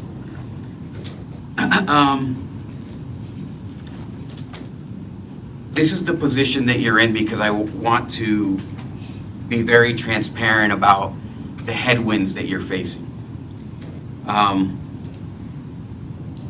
One is your own admission that families are going to thrive in this property, right? And families mean children, and children mean cost, right, to the district. So without getting these impact fees, then, and I mean, if you watched all the workshops that we've been through today, it's all about managing the costs of delivering an education in a very complex environment today. Worse than that, from a tactical standpoint, there's the following opposing forces, right, that are going in multiple directions. Number one, we have a very non-diversified economy in Osceola County, all right? The vast majority of our employees in Osceola County are service industry workers. So there absolutely is a need, right? That is a failure of the county commission to have not diversified our economy. However, the development, right, in order, we also need you guys to build projects. But at the same time, by continuing to build the projects that you guys are doing, we find ourselves again behind the curve. Not as a fault of your specific project, but just because we have developed so much and our infrastructure has been left idle. The other thing is, maybe it's not necessarily a barrier, but there's the rent versus ownership, right, which is changing. So do we also want to create more rent opportunities or ownership opportunities? Obviously, the development world is very heavily focused on the renting, right? They're even building homes for rent as opposed to just apartments for rent, and so on and so forth. I think that's counterproductive to having a diversified economy in Florida in general. And that also creates a problem where the only thing that we're building is rental units. So are we ceding the fact that Americans are no longer going to own homes anymore? And is that the kind of thing that these are all projects that these are all things that I'm thinking about in assessing whether or not I would, right? In the end, regardless, the need exists, therefore I would be inclined. The problem is the amount of pressure from development. I believe if you were a different developer, you might have a better chance at this. Deep-seated, I know that people will scoff when you have, but I believe that. So let me ask this one question here. In terms of the profitability of this project, is this an issue of how profitable this project will become, or is it an issue of whether this project will no longer be financially viable, right? And those might be two extremes, but I think it's a fair question to find out where on that spectrum you guys fall with or without this. Can I answer? Yes. So this project specifically, it's a question of feasibility. I've laid out the other funding we've went out to secure here. I'd note, contrary to one point that the county attorney made, this isn't taking away another project. One of the challenges for us as a developer that uses less subsidy and more private money to get these projects done, as opposed to going through the 9% program or the sale program, which absolutely do have limits on geographical distribution, is we end up both investing more and deferring almost our entire fee. So this is a question of feasibility. It's not of us trying to pay more developer fee, make the project more profitable on the front end.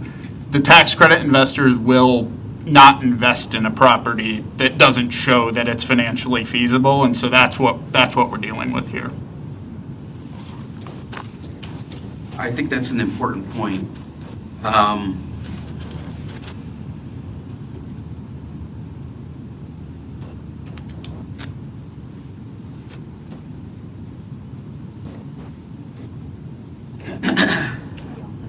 I am, yeah. Thank you.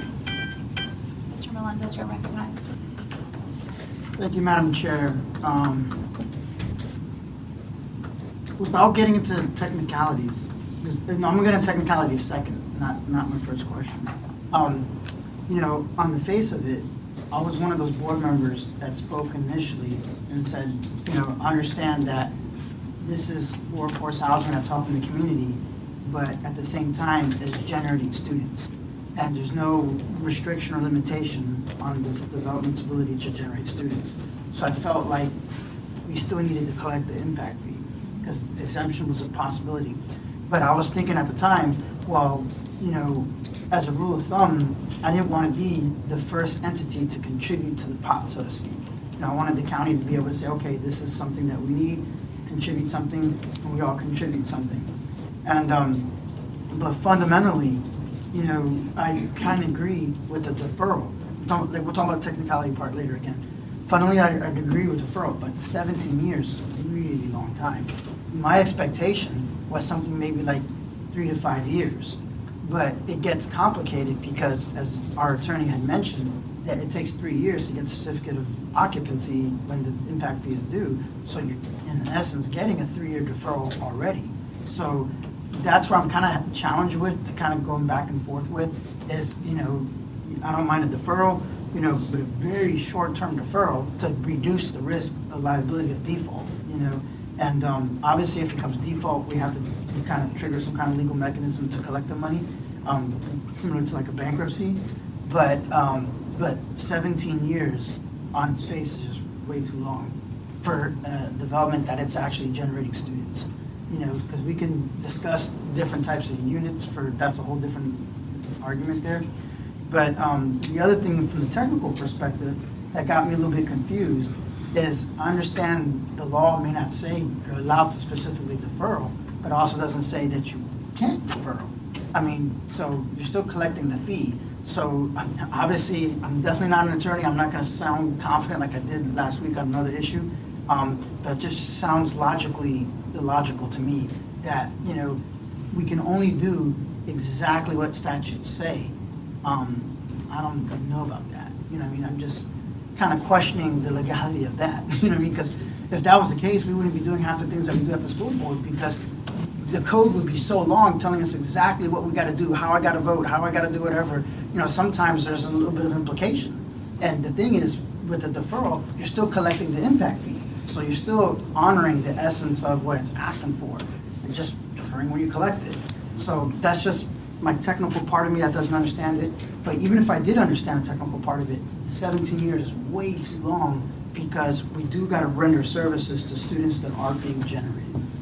So with that. Do you have a comment? Thank you. Yeah, I didn't. No. Okay, no comment. Unless a question's asked. Okay. You had your argument. Do you have a question for Well, the I guess attorney, or is the- it material to making your decision, I think, is more of a... Well, not really material, because I don't know if the applicant is willing to amend 17 years. If the applicant was willing to amend it, say, like 5 or 7 years, then I guess that question would be material. Right now, it says it's paid at the time of certificate of occupancy. And that says it's paid, all of it, right? That's how the ordinance reads. If you want to change that, like you said, staff needs to meet with you, the superintendent, and figure out, look, I spent over a year trying to figure out how to make these things work. The superintendent, when it was presented to him, Mr. Shanoff, correct me if I'm wrong, did not support this because he said he would be getting the impact of the students without the revenue necessary to meet the needs. Right?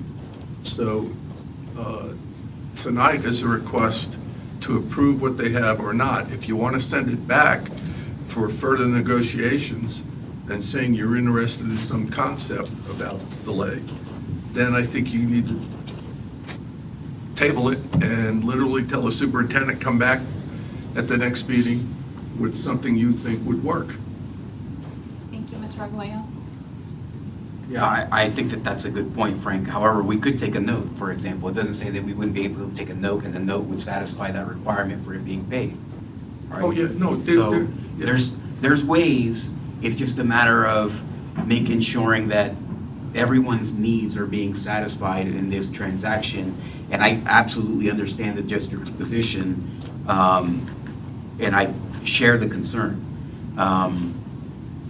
Mr. Argoya, part of the thing was when we spoke to the county, Rhonda, they were like, we're not set up to collect delayed payments.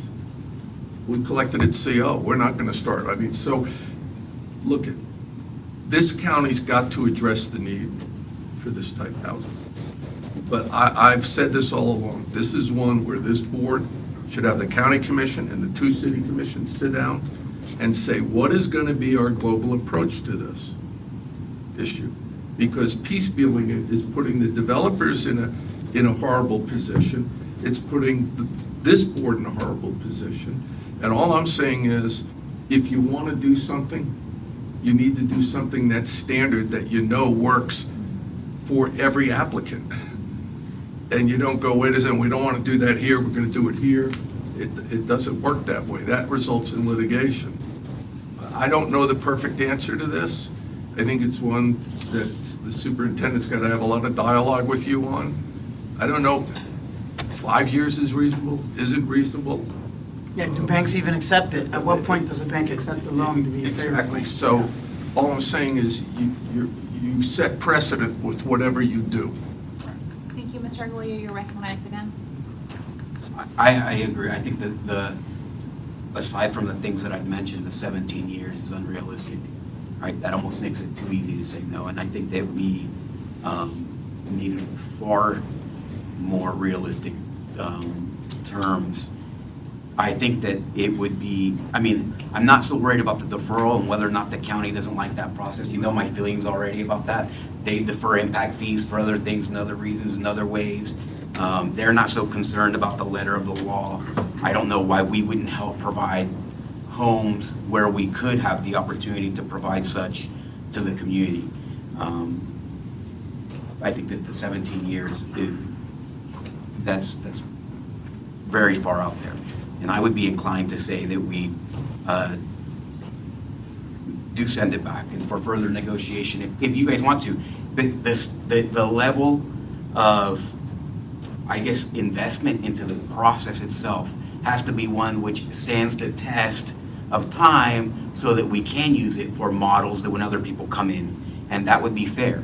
So I'm not a pro-development person, but I do see the process here and the need and so on, and so just taking all bias away and looking at the fact that we need housing makes me so inclined to do that. And I think that you're creating the tax base through the process. It's just in a different method that I would prefer. Regardless, I think that it's merited in this situation for the process. Madam Chair, Yes. I want to echo Mr. Kruppenbacher's concern about going back and forth with negotiation on this. Because whatever we land on in negotiation will then become your standard. And it won't matter what is brought in front, that will become your standard. That will become your window. And I think that is a perilous place for us to land. And I have been unequivocal since I've been in this position about the fact that we will have immediate needs day one, and we need those needs met. And with all due respect to the applicants, I don't believe that our board or the citizens of our county should be carrying the weight of the deferral of fees being paid.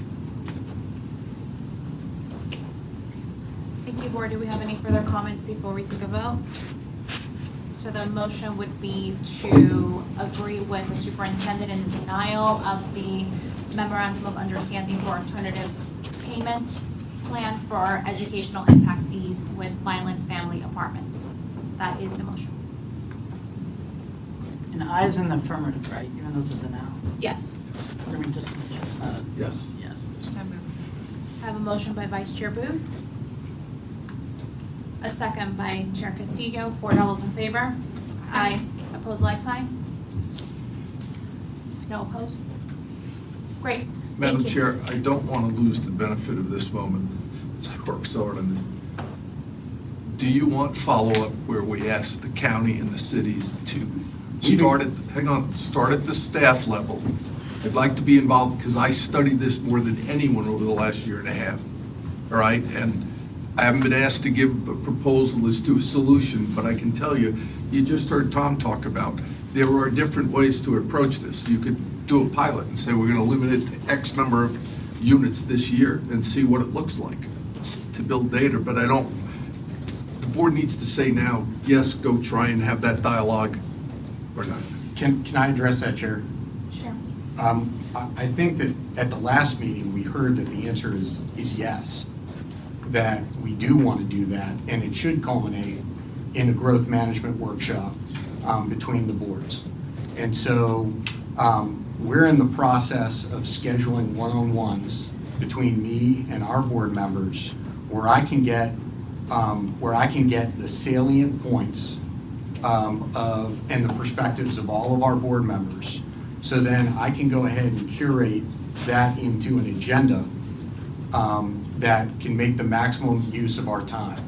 Now, we can determine from the conversations with the board members whether or not we start at the staff level to try to work this through, or whether or not we need to go to a workshop. The members of the board, in order for you to be well informed for that curating, I'm going to send you a memo that lays out all the different ways you can think about these things. Thank you so much. Item 16.01, and we're recognizing the gentleman who wants to speak. Is this a correct moment? I need to talk with them first. We're prepared to go forward. You ready? Okay. You are. Okay, do we want to recognize the gentleman, Mr. Eric Montgomery? Thank you. Thank you for giving me your time. I agree with the petitioner. The fees aren't proportional. Why would you be charging the same fee for a 5-bedroom apartment and a studio apartment where you don't expect a school-age child to live? If there is a school-age child living there, it's a crisis situation. They're moving out of homelessness or something, a family separated, or it's not an ideal situation. It's where you want to go. So we're telling folks that are in a crisis situation, oh, no, you can't live here. You can't put your student in a stable learning environment for the next year. You're going to have to find a different place to live. I think that's kind of harsh. I'm not sure it lives up to every child, every chance, every day. We're talking about the child trying to get an education, us trying to deliver an education to the child in a crisis situation. And if only, I'm not sure of the exact numbers of units, but if only one child in 3 years is in one of those units, or even one a year, a $2.1 billion budget can't accommodate that.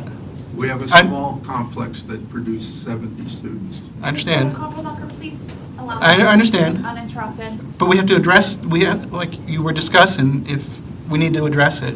It's about the children.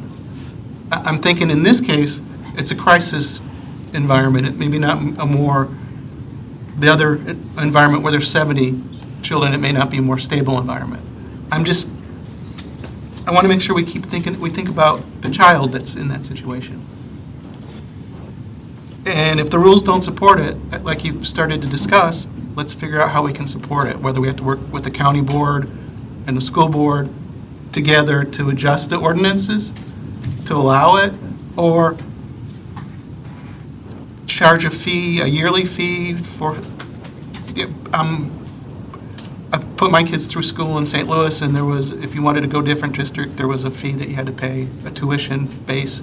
Maybe there's grants available, or there's ways we can assist so that the school system can support those. There's money to support them. I understand that doesn't put more seats in a classroom ahead of time. I understand that. There's the construction issue. But I just can't see turning the children away or taking the approach that it's the rules. We can't really think about the children that's in this situation right now. They need to move, or we're going to, in a 55 and over community, make everybody in that community pay the fee, which was talked about in the last meeting. that's going to make the child move and it's a crisis situation, maybe. If it's not a crisis situation, then, and somebody's trying to scam the system, or, then yeah, we maybe need to address that, but it's about the children and getting them the education that they need in a stable environment as much as possible. Thank you. Thank you so much for your comments. We'll recognize the team from Teal. Item 16.01. Item, yes, 16.01. If we can start the timer, please. Well, good evening. Second. We're waiting for our presentation to come forward. We have a presentation. All right, great. I'm Reverend Mary Lee Downey. I'm the founder of Hope Partnership. We work with families and individuals who are experiencing poverty and homelessness here in our community. I have with me Ryan Heiler from Sticks, and we are going to share with you a little bit today about why our project is different. I feel like this opportunity is an opportunity that I've been wanting to have with you, Madam Chair, and this board, and our new superintendent, to share that we are not backlot apartments. I feel like that needs to be said, so I'm going to say it twice. This project is not backlot apartments. This is Hope Partnership's 34-unit conversion of a motel, and it is a conversion of some beautiful apartments on 192 that are market rate that Mr. Heiler is going to share with you about. We want to talk about this because housing is a crisis in this community, and everyone here knows that everyone deserves a safe place to call home, and I've spent the last 15 years in Osceola County trying to prove that. And I want us to continue to keep that in mind as we talk about what this looks like. This is what we're seeing. 109 hours is how much an individual has to work to afford a market rate one-bedroom apartment if they are making minimum wage in our hospitality and tourism industry. 109 hours a week. No one can do that. I'm going to skip over this and I'm going to talk about the fact that of 100 units in this community, we have 18 that are available right now for anybody who, if they were going to come up with that 109 hours, they would be able to rent them. We are missing so much housing in this community. So much. You all know this. You have seen it. I have seen it. I've watched individuals live on the street for 7 years having a housing voucher, and I have nowhere to put them. They have all they need to move into housing except for a unit. And that is why we have to do something to change that. That is why projects like hotel conversions are incredibly important to us. This is our project. It's 34 units. It's for 2 heartbeats. 2 people get to live in these units. I am not backlot apartments. I am not going to put families and double and triple them up. That would be against every single value that my organization represents. This is dignified housing. It is housing for people who have nowhere else to go in this community. And what we are asking from you today is not for you to waive a fee. That is not an ask. All we are asking of you is to give us the opportunity and use the data that's been presented to you and the research that's been presented to you to pay our fair share. If we don't, then what it feels like to us is an overburden on our project and honestly an unfair tax. And with that, I'm going to turn over to Mr. Heiler, who's going to share a little bit more with you. Thank you, Madam Chairman and members of the board for the opportunity. So we have completed 2 conversions on 192 called the Teal, and we're here today to talk about a 3rd project that we are about to start construction on that will be 134 units. I think it's important to talk about the project that we've completed because I think it sets the precedence for exactly what Mary says. We are not backlot, and we're providing something that is desperately needed in this community. We do true multifamily leases. That means 12 months. We limit occupancy to 2 people, and we provide a Class A community that provides independence. It reduces the commute. It provides a place for people to live. So this is the hotel on 192 that we're about to start on and this is what it will look like afterwards. It will be a fantastic community for someone that wants independence. This is a project, the completed project that we've finished. We actually were lucky enough to have Congressman Soto host an open house there to recognize this as a way to provide affordable housing. And some of you were gracious enough to attend that open house. And so I want to talk about what it takes to live at our community. A person making $29,000 a year can afford to live at the Teal.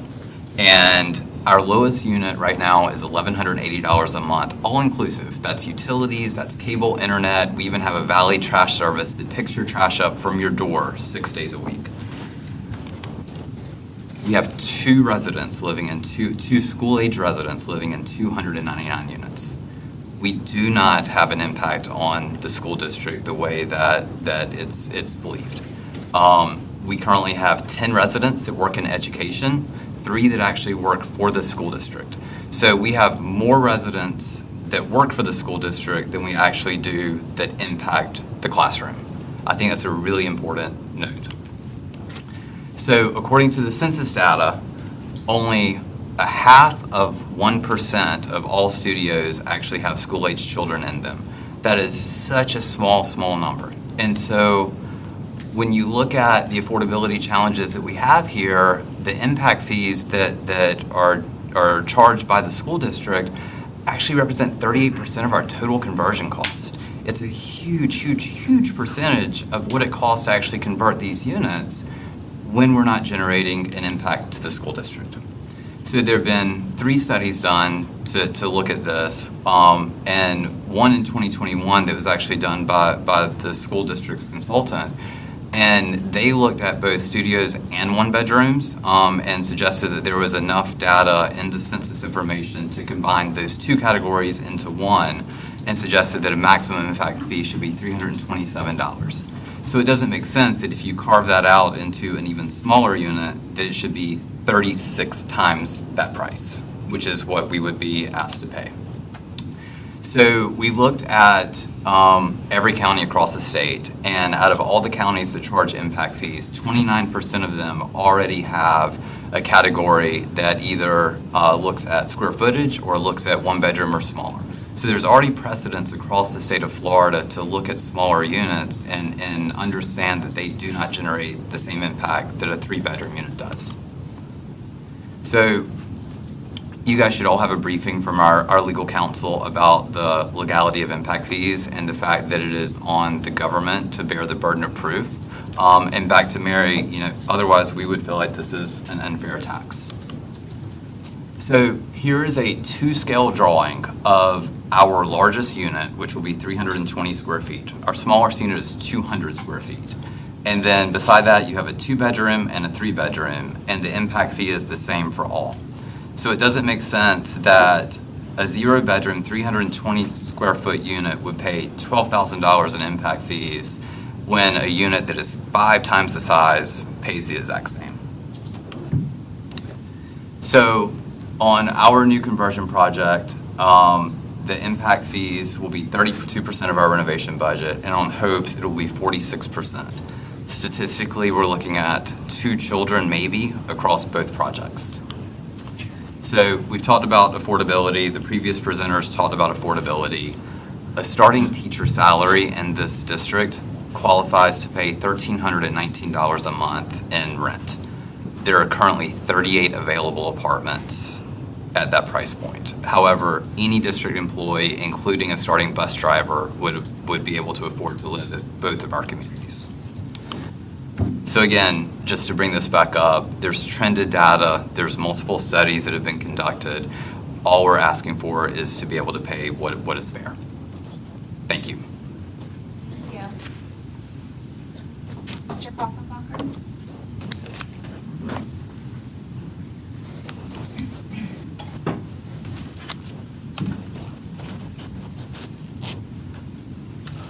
Or do we have, Are you settled with your comments? Yeah. Thank you. Let's recognize you after Mr. Allen.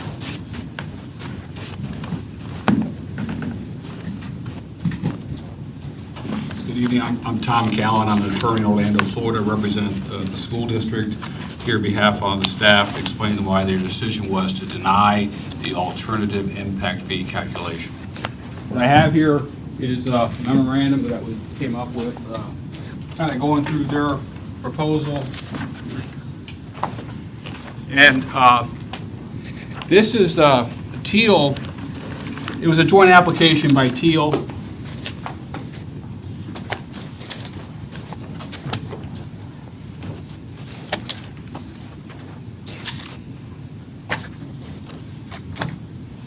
Teal and Hope jointly applied for the alternative impact fee calculation.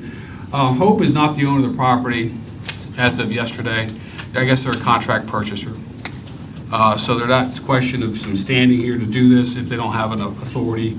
But anyway, I'll get to that later. But the amendment at issue was 131 units at Teal and roughly 34 units at Hope. Okay, that's what they submitted here for us. And if you look at page 1, I want to make it clear, neither of these properties ever paid an educational impact fee because they're commercial uses. They're being converted to residential. Each is touted as a studio apartment conversion. Each is being developed as a market rate project. So it's not affordable housing. It's not deed restricted. And so it's important to know. And we examined the public records of the Osceola County Clerk of Court. There are no deeds indicating a 30-year commitment to charge non-market rents on either one of these properties. And then neither one is being developed under any federal, state, or local housing program. On page 2 of my cover memorandum, and this is with Giselle Lee, Rhonda Blake, and others helped out with this. This paragraph 2 talks about what we're supposed to do for the alternative impact fee calculation under the county code. 2441 requires that B, based on countywide basis, data, assumptions in Chapter 24, District Impact Fee Study, or independent sources. And the 2441B2, which is number D there, says the independent sources is a local study supported by database adequate for conclusion. A local study. And a local study from the independent source is generally accepted methodology of calculation. So those are the two parts that the staff was not comfortable with. Was number one, basing an impact fee on 3 New Hampshire towns. Basing an impact fee calculation from a code provision in California or in Washington State is not applicable. That was the first thing. The Teal application, what did they ask for? Well, they list the impact fee as $11,763 per multifamily unit. It's actually higher, it's $12,165. They used the old rate. And that was page 8 of their application. They conceded, acknowledged that the impact fee ordinance of Osceola County and of this district is predicated on .354 students per unit as a student generation rate. And that has been one that has been adopted by the county and this board based upon demographic data and student enrollment numbers that you have. That's solid data. So the next page over, so really the question here is what is the student, that's the defining issue, what's the student generation rate to use?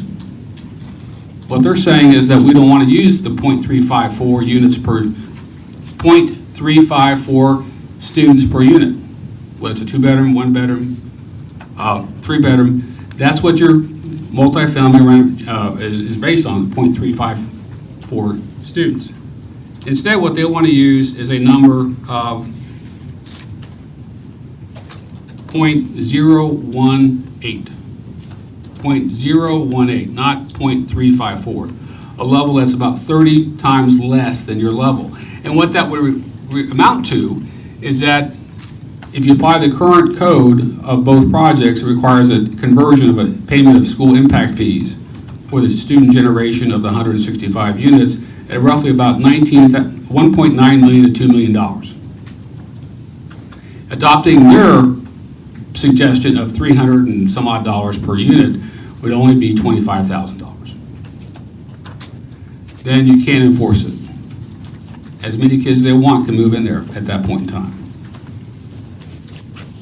They cite this 2001 study by the Tischer group, and that was a preliminary draft that was rejected because the staff and your board recognized at that time that this market of conversion of hotels into studio apartments was not yet firm enough to know how to regulate it.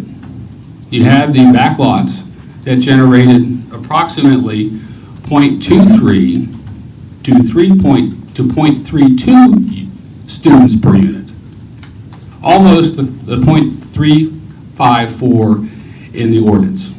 So backlots, the studio apartment that converted in 2000, in 2001 and 2002, in 2003, had student generation per unit at 0.23 upwards to 0.32. It depended upon year. So they're coming before you today, asking you, and it's on here in our handout here. They're saying, well, let's just have our student generation rate per will be 0.018. I don't think it's credible. The staff didn't find the report credible at all, based upon 3 towns in New Hampshire, based upon a city in California, and Kings County in Washington, which were really based upon square footages, which you don't have, and a different methodology on this. Remember, again, the county drafted this ordinance, not the school district is stuck with the county's ordinance.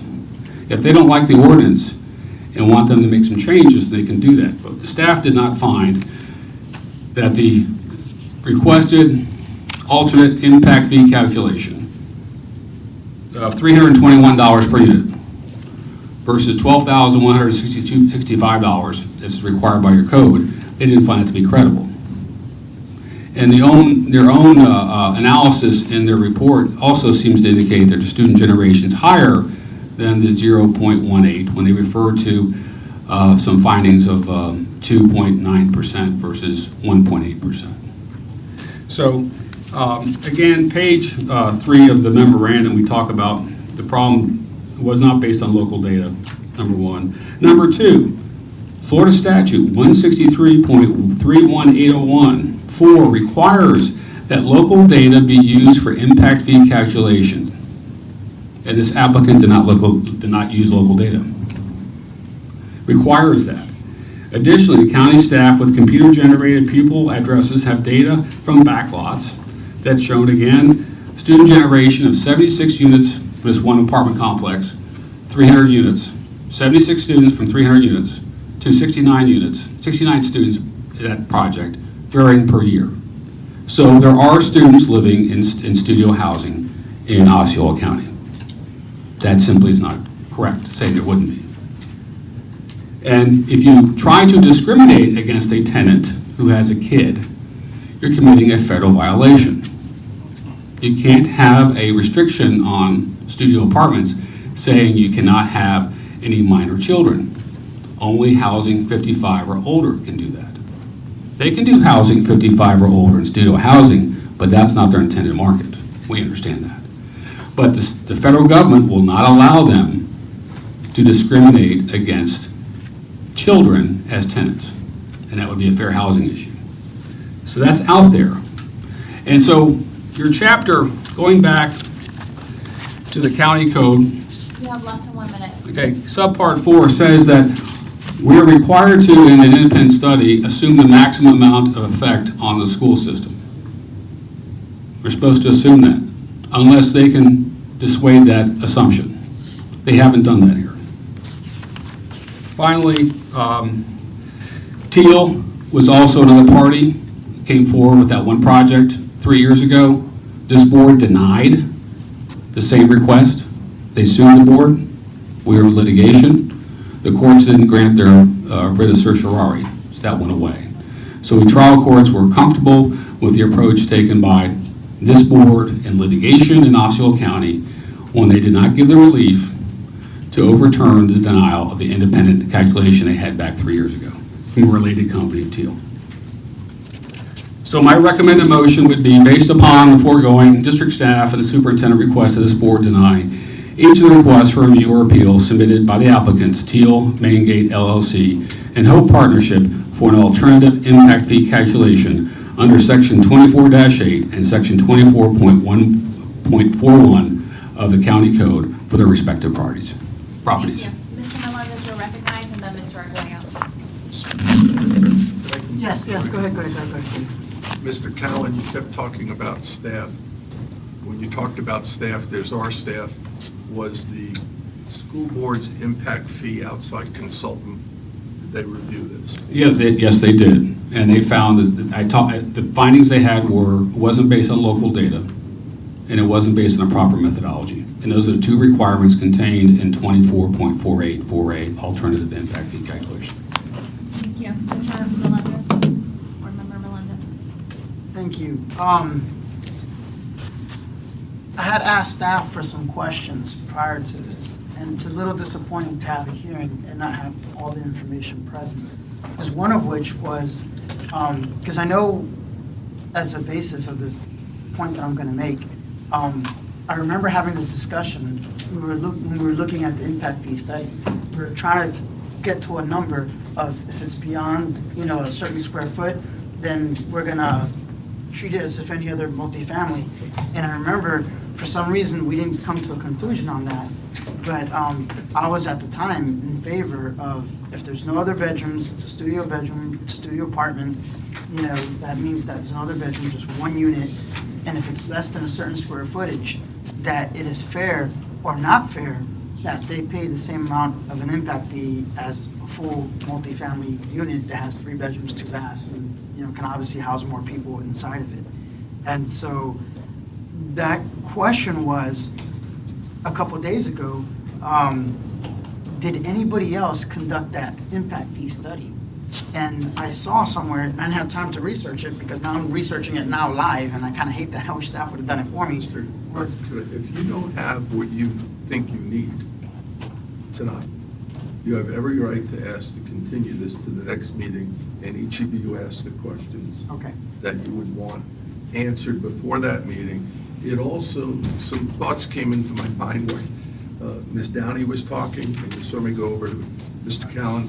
I'd like to, and I spoke to the superintendent, have a little dialogue to see if there isn't a way to is there a way to create a category where we have little or no risk? Am I making sense? And I don't want to do it at this table, obviously, but if you don't have the data, you can continue it. And I don't like it when a board member says, I don't have what I wanted. Because the question, let me just say what it is, and that way we can kind of go from there. Because I remember at the time we were looking at doing that study, and for whatever reason, Osceola County chose not to go that route. Were there other school districts doing the same? Because I didn't want to be, I'm pretty innovative. I'm willing to do something without empirical data, but sometimes it's nice to have, are other people doing it? And then I read in some agenda item somewhere, and I'm scrambling to find it, that there are other school districts that approved a separate category that allowed for smaller space to occur. And I said, well, what are they charging? Because I want to kind of get an idea of what that basis is. Is Osceola County the only person that makes an exception for a unit that only is a studio bed? Because this is a different argument than the first applicant. The first applicant admitted, we're doing 2-bedroom, 3 bedrooms, and we're going to have kids and everything like that. This is just a conversion of a hotel, and it's a studio. And at the time, the board had that discussion, and I was in agreement. And the point is, are there other school districts in the state of Florida that have an alternative calculation for units that meet a criteria of under a certain square footage, or just a studio, or like maybe even a 1-bedroom? Because sometimes every district might define it differently. And then what were the rates that they charged? And I know that our study has to be local, but we did have some data. But again, it's just a matter of referencing it. Because if we're the only one, then I'm like, then I don't really want to be that innovative and creating a category just for, us only, because we're not the only one unique to it. But I did find out, and I just, my quick search right now online as we're going through this hearing, Seminole County does have different differentials. They even call it for affordable housing, that one for apartment complexes, less than certain square footage or within a range, and even Orange County. Orange County has one called multifamily high-rise, multifamily low-rise. So they did create different categories and charge different impact fees because the logic behind it was that they weren't generating as many students in their development as compared to other folks. So I just wanted to mention that's an issue for me because I do believe in the issue of fairness in charging someone a proper rate for the student generation rate that they're doing. If we have a disagreement on what that student generation rate is, then I believe that we should do a study and confirm it. Because the reality is, it's just not fair. I mean, at least in my mind, and I'm not an authority head at all whatsoever in that respect, but I can't see how a single studio less than 400 square feet pays the same amount of an impact fee as a 3-bedroom, 2-bath, 1,500, unit. It's just not fair. And according to us, that they're the same category. They're not separated. So if I build an apartment complex with 3-bedroom, 2 baths, 1,500 square feet, I'm paying X number of impact fee. If I'm doing a 1-bedroom, no bath, I mean, not even a bedroom, it's like it's a studio, and I'm paying the same amount. Okay, that's, I don't want to ramble too much beyond that. I think I'm. Was that your point? Do you have any additional questions?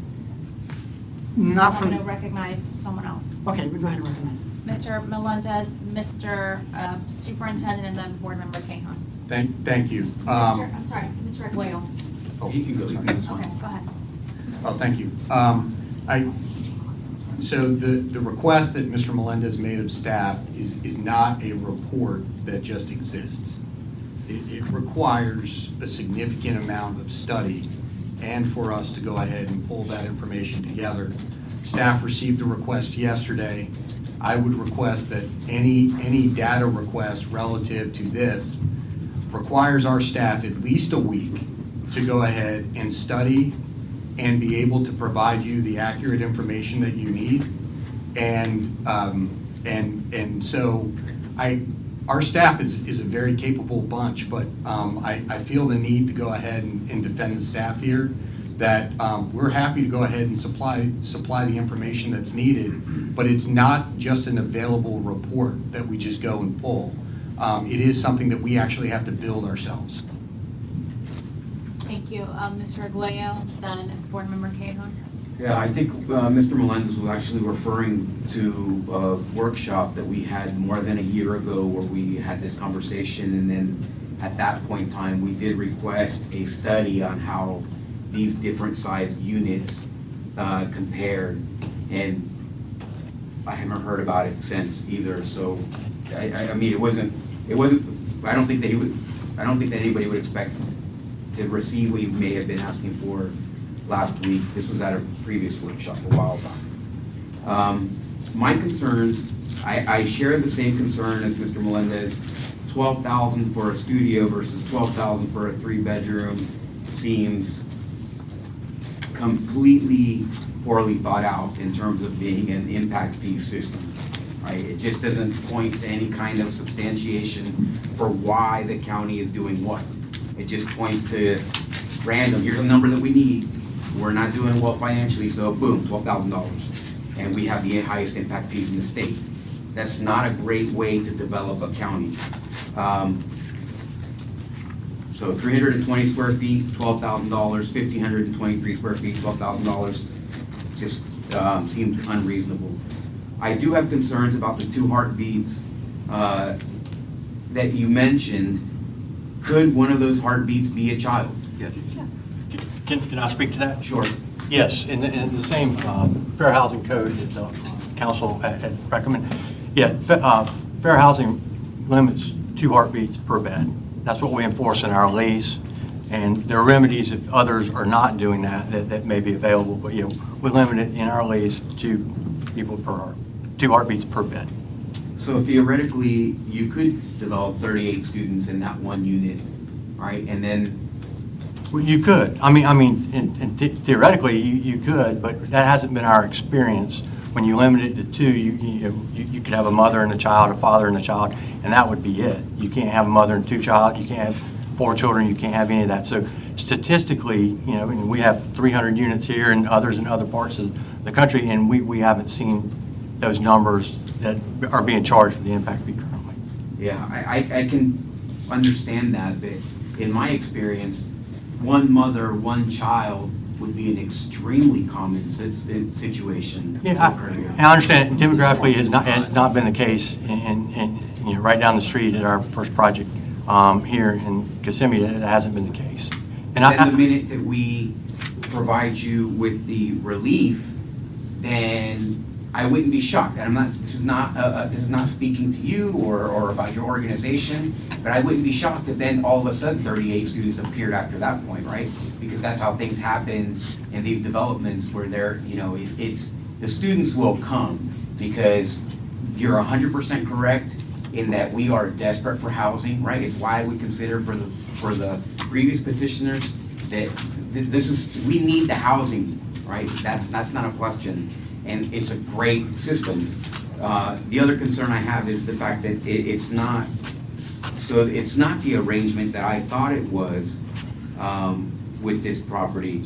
So there's no commitment to 30 years or something. It could at any point in time become a different arrangement, and that for certain, that is a concern to me. The only reason I would, yes, when I'm done. Sure. So the only reason that I would that I would extend the relief would be because there's a commitment to this for long term, not just through the process of creating the fees. We're not in a good position to award this kind of relief. So in order to do so, there has to be some kind of long-term view, not a short-term one. But go ahead, Mary. Thank you for asking that question. That gives me an opportunity to explain some things that I think were misrepresented by your council. And I understand that there's a lot of moving parts here. So I would like to, first of all, say that there are $3.2 million of congressional, state, and county money connected to my project at Hope Partnership, which means that, yes, I have lots of guidelines I have to follow, one of which is that I have to keep this entire unit under 60% AMI, and I have to do that in a way that follows all of the congressional rules I have to follow, the state rules and the county rules. So there are multiple MOUs and multiple grant agreements that we have that covers our project. So I think there was some wording that said that this project doesn't have any guidelines or federal regulations around it. I'm swimming in federal regulations around this project, actually, and I'm happy to share any of those grants agreements with this board or your council so they can see that. As it comes to what could we change in 30 years, 10 years, 15 years? Every affordable housing complex, no matter what you're doing, if it's LIHEC, which mine isn't, but it has to have an agreed upon amount. For us in the county, we have 10 years. At the state level, we have 15 years. At the congressional level, we have 10 years. Now, that doesn't mean that in 10 years, we're going to turn our project into a free-for-all. I hope that you'll know that how it normally works is that we continue to do what we said that we were going to do, and we continue to honor those things. I think that it would be fair to the board to say I can understand your fears of that. And I could say that when we look at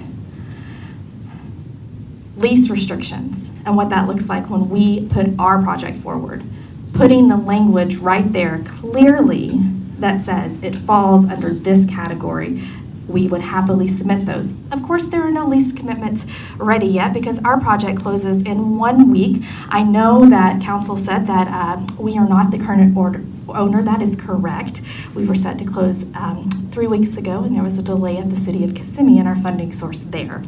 We set to close next week. We will be the owner of this property, and we will be able to provide whatever documentation that you need.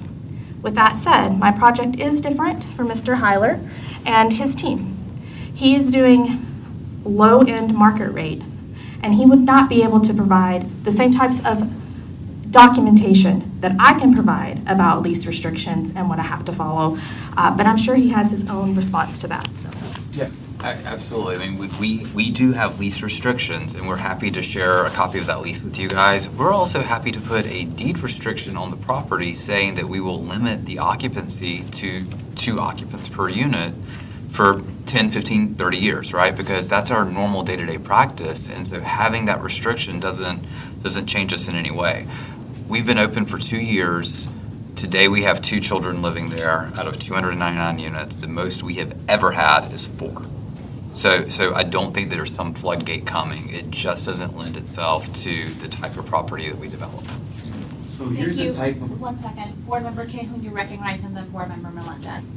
I have to agree with my fellow board members and some sentiments that they've made tonight in the fact that I think there are some things that we've been presented with that I'm not ready to make a decision, I don't think, tonight. The fact that we've received this lengthy packet of things and the fact that you mentioned some of this conversation took place over a year ago. I wasn't on the board over a year ago. I did try to tune in and pay attention to things that were happening because I was running for office at that time. But I feel at this point in time, I have a lot of questions around this particular one because it is different from the last hearing that we heard.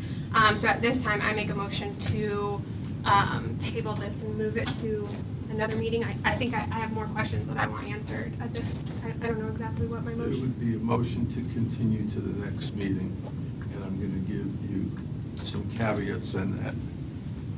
To the extent you have questions, I'd ask you to put them in writing so we can share them with the applicant as well as the superintendent and council, and give time for the superintendent's staff to be able to address the questions. The answers will be then provided to both sides. It'll also, during that time, if you are okay with this, for the staff, the superintendent, and I, Mr. Callen, to talk about, is there a way to create something that works, that protects the district, and that works for the applicant? All right. For example, if you trigger X amount of kids, you're going to have to pay the impact fees. I mean, I don't want to kind of talk it through here, draft it up, but I go back to, independent of all of this, you got to get the county in the room and the cities and say, wait, the community's hurting. We need to talk about how this is going to be. It can't be dumped on this board. And that's what's happening, all right? It's getting on the board. And all I'm saying is it would really give us time to dig through, based upon what we heard tonight. Are there parameters for a project of this nature that would distinguish it from the ability to have 90 other different type developments come in here and abuse what you would hope to do correctly?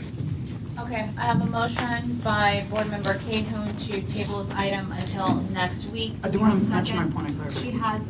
We have a motion we have to entertain. I have a motion and a second. Board, what's your pleasure? All those in favor? Okay. We have, I guess, 2 discussions then. Mr. Melendez, you're recognized first, and then Mr. Arguello. I'll try to make it be brief, because I'm kind of mentioning what Mr. Arguello's point earlier, and also what Ms. Cahoon said. The main distinction is that the prior applicant was asking for workforce or affordable housing exemption. This is a different classification of the impact fee categorical, which is a studio apartment, which isn't, so even to Mr. Arguello's point, even if one person was to generate a student in every bedroom, that's only 1 bedroom. It doesn't matter what's going to be 30 years later, it's still 1 bedroom. The ability to generate students is a lot less because it's only 1 bedroom. So if every unit had a baby, which is rare, but let's just say if it was, the generation rate is still less than 3 bedrooms, 2 baths. So to me, I just want to make sure that's the clear distinction between the two. This isn't a workforce housing exemption. This is a categorical. And the reason I'm suggesting we have time to talk it through, it's not that one project. It's, are there 1,000 units potentially out there? So now you have 1,000 kids meeting other. So we got to look through, are there ways to build safeguards where the superintendent can look at the board and say, I believe the district has put enough safeguards in here that we can meet the needs. And they still pay an impact fee. I just want to make sure, I think that's clear too. I think that is that a parameter. They want to pay but a fair impact fee. It shouldn't be the full multifamily rate. So it shouldn't be nothing either. I'm not saying 0, but there should be a number that's less. Because even if there's 1 million applicants, if they're all one-bedroom studio apartments, then it doesn't matter. We should treat them fairly. They should all pay that same rate. It's the same categorical. It's uniform. You're not establishing precedent. You're creating a category. Like I just saw in 2 seconds of me looking online really quickly. Orange County and other counties have distinctions of what constitutes a category. Okay, so it sounds like you would be in favor of tabling this till next week? Yes, ma'am. Thank you. Mr. Arguello? Yeah, I do think that we have to be careful here. I'm going to vote yes on this bit. Sloppy governance creates problems that we don't foresee today that will be come into effect in the near future. And this is kind of one of them. Not just the fact that it's $12,000 for this unit versus that unit, but what will happen when we approve this is that every hotel on 192 is going to be purchased in the next year, and every single one of them is going to be turned into a studio apartment. And so we have to be very careful why we do it, with the parameters that we do it under. And along with Frank, I think that it is a great idea, and it's what I was going to suggest, is that the minute a student pops up into a unit, then the impact fees come due immediately, so that there's an absolute discouragement from that happening in terms of skirting the impact fees as opposed to creating the housing. That way you know, if that's your intention, then the intention is great, and then you do it, and then the minute that the student pops up, all of a sudden now you're due with those impact fees. We've done our duty in terms of being good stewards of the school district, and then at the same time, we're also providing the space for these very necessary units to come online. So, I think that maybe next week may not be soon enough, because number one, I would like to see the MOUs that were just mentioned, and two, it may be a good idea to wait for the transfer of ownership, if there's a transfer in ownership, because that also makes a difference. We'll come back October 10th, but Madam Chair, just follow up for, not to beat it, but for example, tonight, Mr. Callen pointed out, we may come back with a recommendation that the board say we're allotting for a year X number of units. And we're going to see what the data is before we expand. I don't know the answers, but I just know it's worthy to dialogue with the staff and superintendent and about it, based on everything I've done over the past year, because you've got people out there that are hurting for housing. But we also don't want to create a run on these Exactly. buildings, right? And we need to make sure that there's going to be a fair process, that we're not tilting the scale in the favor of somebody in particular, as opposed to doing this in a fair process. The one thing I know is that superintendent will not agree if he thinks it's going to put a burden on the district. Mr. Superintendent, you're recognized. So,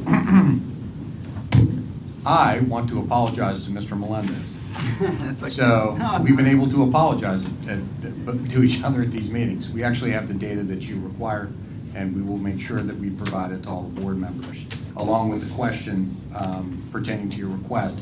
I would ask, though, that if there are any information requests from the board, please go ahead and make sure that you funnel those through me as soon as you know what those requests are, and then we will make sure that staff works through them. And again, Mr. Melendez, I apologize for misspeaking.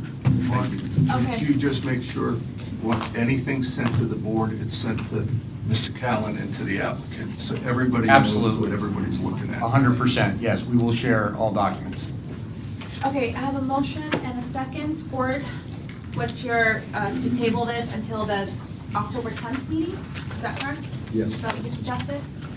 Board, all those in favor, say aye. Aye.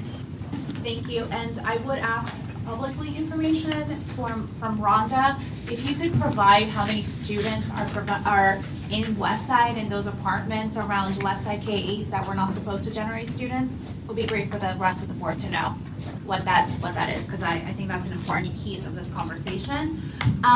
Do you have anything else? Yes, it's on my agenda, the approval of the superintendent's evaluation form. 1604. Motion and a second. Board, all those in favor? Wait, who was? Melendez, King-Hom. I had comments on that form. Board, all those in favor? Board, all those in favor? Aye. Aye. Anything else under 1606? Yes, good. Okay, meeting adjourned.